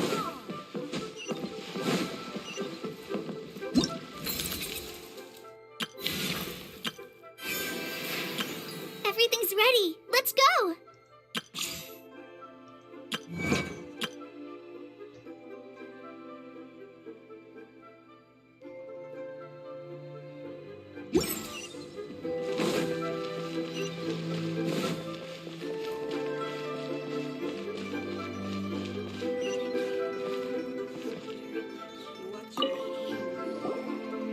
Oh, Miss Yenfei, it's you. Has something happened? Did the client from last time, Have no further trouble from then on? Yes, of course. I'm just here to ask you a few questions. Has a merchant by the name of Crossel asked you to put him in contact with a jewelsmith recently? Krosel? Yes, I remember him. He's a merchant from Snezhnaya, no? Yeah, he came to me with a chunk of something he called Smaragdus Jadeite. The design of the hairpins that he gave me was quite intricate, so it took me some work to find someone who was up to the job. Eventually, I found an older jewelsmith who made them exactly according to his specifications.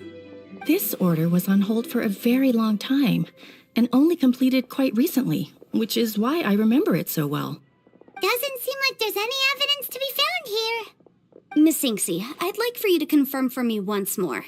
When Mr. Crossel commissioned you to find him a jewelsmith, did he or did he not assert that the material he presented to you that day was called Smaragdus Jadeite?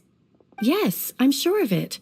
The hairpins were made using many expensive materials, and the asking price was quite high, so we had to put this transaction on record with the Ministry of Civil Affairs.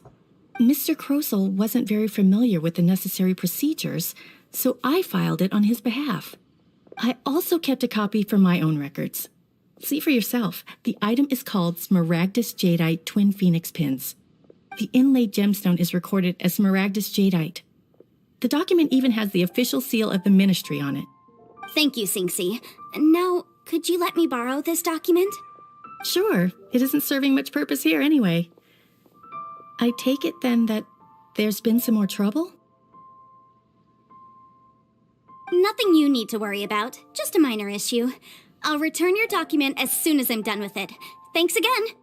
Why is everyone's first reaction always to assume someone or something is in trouble? I believe we have almost all the evidence we need. We just need to make one last trip. Let's go to Boo Boo Pharmacy to speak with Dr. Baiju. Baiju? The weirdo with the snake around his neck? What do you want to speak to him for? Because Only he can provide an authoritative statement confirming that Smaragdus Jadeite is harmful to the human body. Once we have this final piece of evidence in our hands, we can wrap this case up. Oh. So we've been gathering lots of stuff. All this stuff. So we've been gathering all this stuff. We've been gathering all this stuff.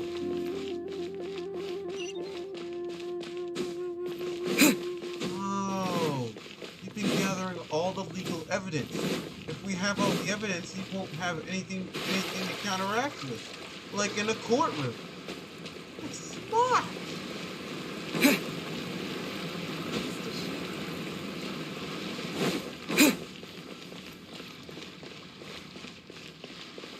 Please, show me your prescription.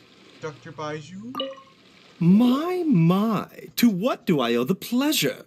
Though I'm afraid that if you're looking for our little Chi-Chi, she's out gathering herbs. And if it isn't Miss Yanfei as well, now that's an even rarer honor. What business brings you here, might I inquire? Some charlatans peddling ineffectual medicines again, no doubt? No. I'm here this time to ask if you're familiar with Smaragdus Jadeite. Smaragdus Jadeite? Why, yes, there is some information about it included in the 6th commentary on the 7 Mountain Treatises. The 7 Mountain Treatises states that this substance springs forth from stone marrow within the mountains, and will bring disaster to any mere mortals who touch it. It is abundant in elemental energy, so if someone without a vision is in contact with it for a prolonged period, best case scenario, they fall ill. Worst case scenario, they'll suffer great changes in personality, and their illness will only ever get worse. Anyway, I'm sure you didn't come all this way just to chit-chat. Knowing you, Yanfei, and given the specific nature of your question, I suppose that you're about to ask me to write an official affidavit attesting to the pharmaceutical peculiarities of Smaragdus Jadeite? Wow. That is indeed the case. If you would be so kind, Dr. Baiju. Wow, he knows. He knows this girl inside and out. No trouble at all. It's just a single document. Won't take me a moment. I would mention, though, that you are not the only one who's developed a curiosity for Smaragdus Jadeite recently. A Snezhnayan merchant came to ask me about it not long ago. But after I gave him my reply, his expression shifted to one of remarkable disappointment. I wonder, Miss Yanfei, if your pressing business might be related to this Snezhnayan merchant? You needn't concern yourself about that, Dr. Baiju. Thank you for penning us that document. I'll make sure to compensate you in due course. You're too kind. Take care now.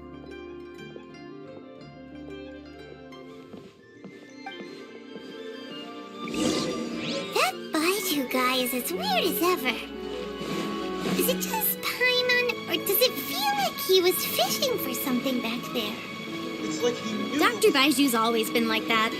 Well, we have the evidence we need. Let's go find Mr. Crossell. We even found out. It's like he knew what we were looking for.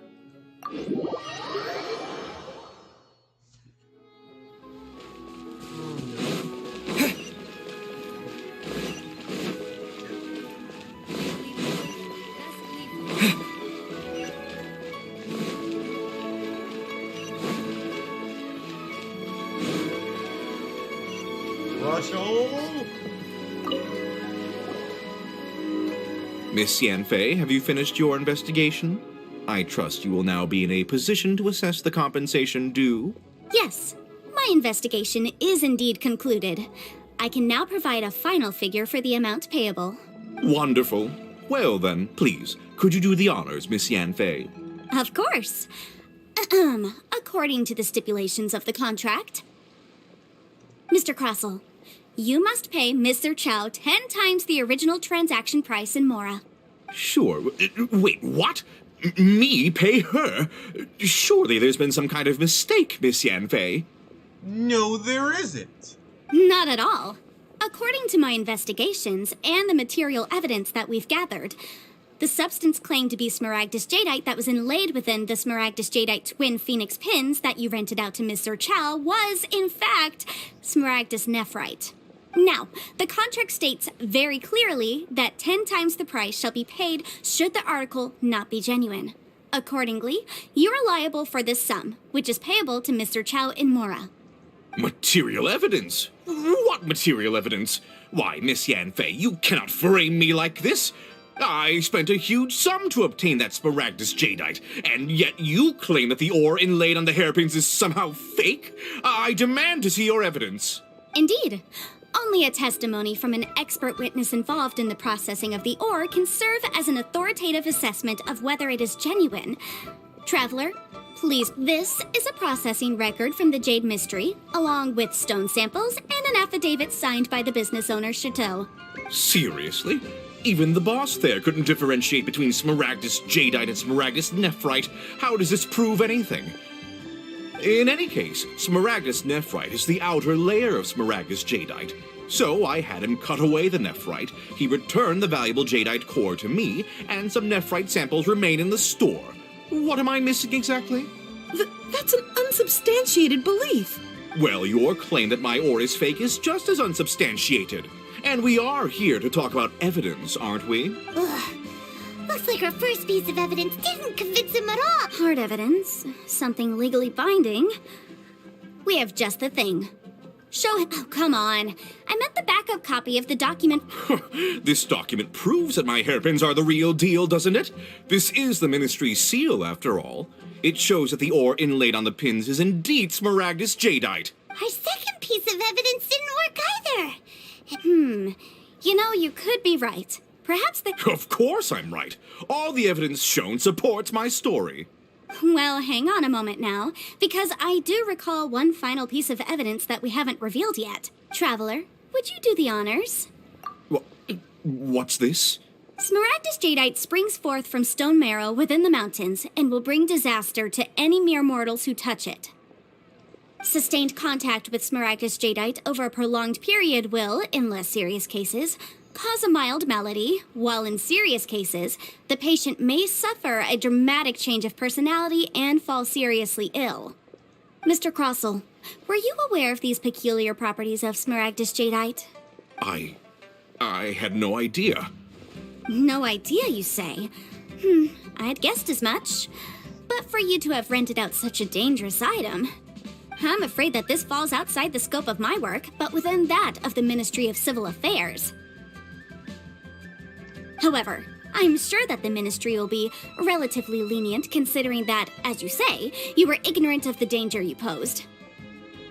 Don't worry, Mr. Crossell. I will make sure that all the evidence presented here will be handed over to the Ministry. I trust that you'll give them your full cooperation in their investigations. What? Wait! I knew. Oh, so you knew? Oh, dear Mr. Crossell. But if you knew of smaragdus jadeite's dangerous properties beforehand, why would you... Huh? No, The hairpins aren't actually inlaid with genuine smaragdus jadeite? Is that what you were about to say? This girl's hardcore. You do understand, Mr. Crossell, that this means that you will have to pay Ms. Chow 10 times the original price in Mora? Mr. Crossell, your answer, please. My client and I are waiting. He's seriously intimidating right now. It's like she's a different person. Again, that's legal consultancy for you. I admit it. I confess. The ore I had inlaid on those hairpins was smaragdus nephrite. But I'm a victim in all of this, too.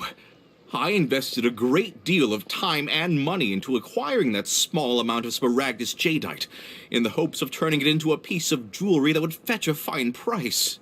But after receiving it and carrying it around for a few days, I started to feel extreme discomfort. I couldn't sleep a wink or eat a single bite. I was in a constant state of agitation, too.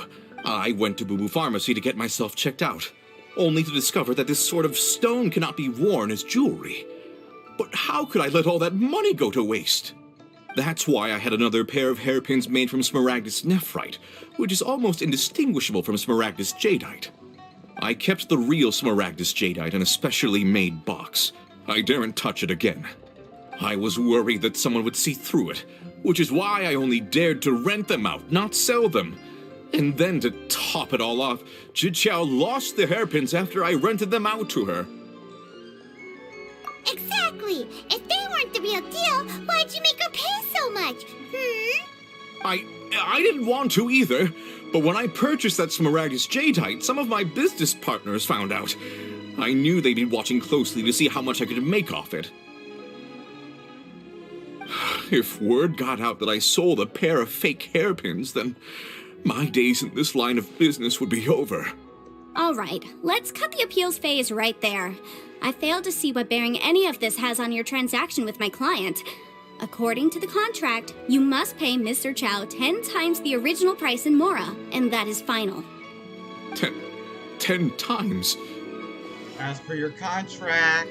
Croso looks like he could faint any second. As for me, according to my contract with Mr. Chow, 20% of that sum will go to me. 20%? That's as much as I spent on that Smaragdus jadeite. There's no need. It's fine. You don't have to pay me that much, Mora.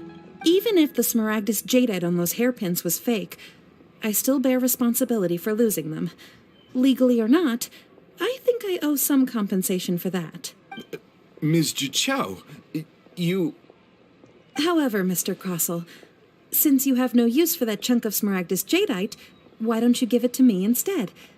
I'll consider us even. What? But all right, then. This cursed rock's brought me enough grief as it is. Miss Yunfei, I'll turn the Smaragdus jadeite over to you. I trust that it will suffice as remuneration? Well, that's not quite how the rules say this should go. But whatever. It'll do. Thanks so much for your help this time, Miss Yunfei. When you have the time, I'll be sure to visit and express my thanks more appropriately. Oh, come on. No need to stand on ceremony. Now, if I may confirm this again, Mr. Chow, have you and Mr. Crossell come to an understanding? Well, yes, I believe we have. Well then, that's good. Mr. Crossell, it seems that my client has no further claims against you. Is that so? That's good. That's good. Actually, Mr. Crossell, I'd like to talk business for a second, if I may. I could see from the hairpins you produce that you're very skilled in jewelry design. My family, on the other hand, works in the ore business, and we have a fair stock of fine ores. If we could join forces, your jewelry designs and our choice ores, I think we could do some fine business between us. Let me think for a moment. Well, that's that. And we've got the Smaragdus jadeite that Granny wants too. All's well that ends well, eh? Exactly. Usually when someone tells us they've lost something, we end up searching all over the place for it. But this time, you managed to solve the problem with just a big stack of documents. Even though the solution didn't involve actually finding the hairpins. The right solution depends on your perspective on the problem. The objective of my client, Mr. Chow, was to reduce her liability to pay compensation. So, rather than looking high and low for some hairpins, proving that the rented item was nowhere near worth what the vendor had claimed it to be was the more efficient solution. An Adeptus. Speaking of, you took part in that battle, didn't you? In which case, you would have heard what Granny said. Liyue Harbor is now a city ruled by humans. The title of Adeptus means precious little to me compared to my job as a legal advisor. In any case, don't you think that the Liyue Harbor of today needs legal consultancy far more than it needs adeptal powers? Paimon can think of someone who would definitely disagree with your reasoning. Well, since we got what we came for, it's time to pay Granny a visit. I bet she's been on tenterhooks for a while now.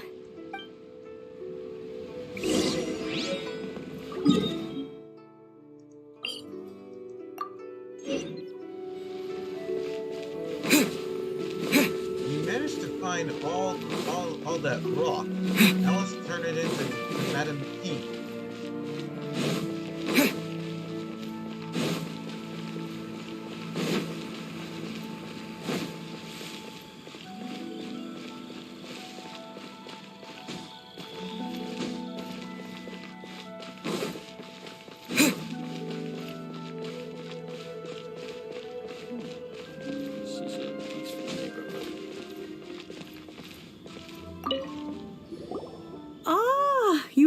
returned.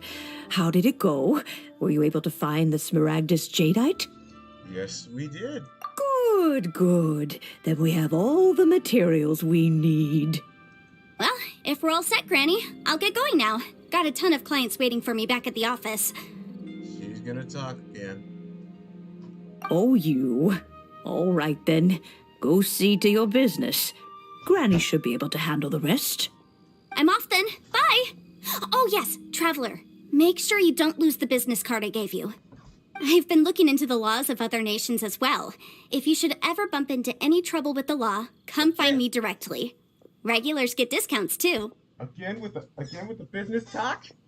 Come now, child. Are you leaving or are you not? If you have no wish to leave, perhaps you'd like to help me clean my teapot, hmm? Oh my gosh. I'm leaving! I'm leaving!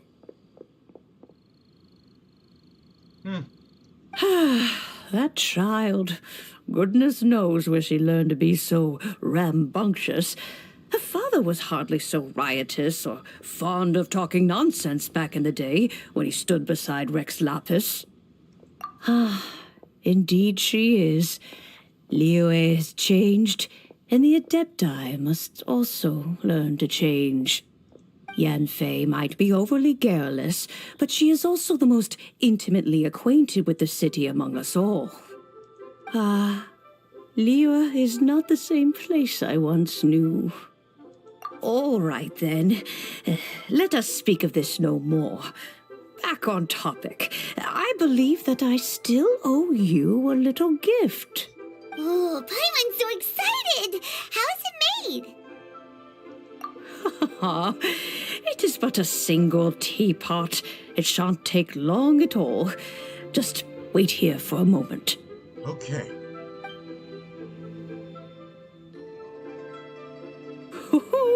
There we go. This Serenity pot is all yours now. Whoa. Hold it firmly. If you were to drop it, oh goodness, who knows what might happen. Take these blueprints with you as well. You'll need them if you wish to make your teapot a little more lively inside. Wait a minute, Granny. How exactly are we supposed to use this teapot? Oh, you needn't worry about that. I've already arranged for a certain little helper to await you within this teapot. She will explain everything you need to know about it.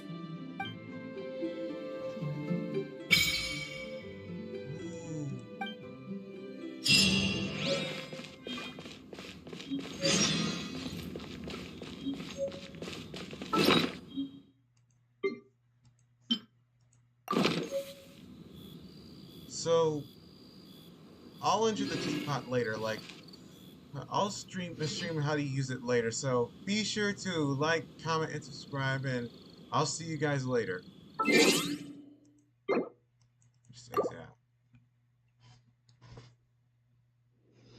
I want to test the addition of creative mode later.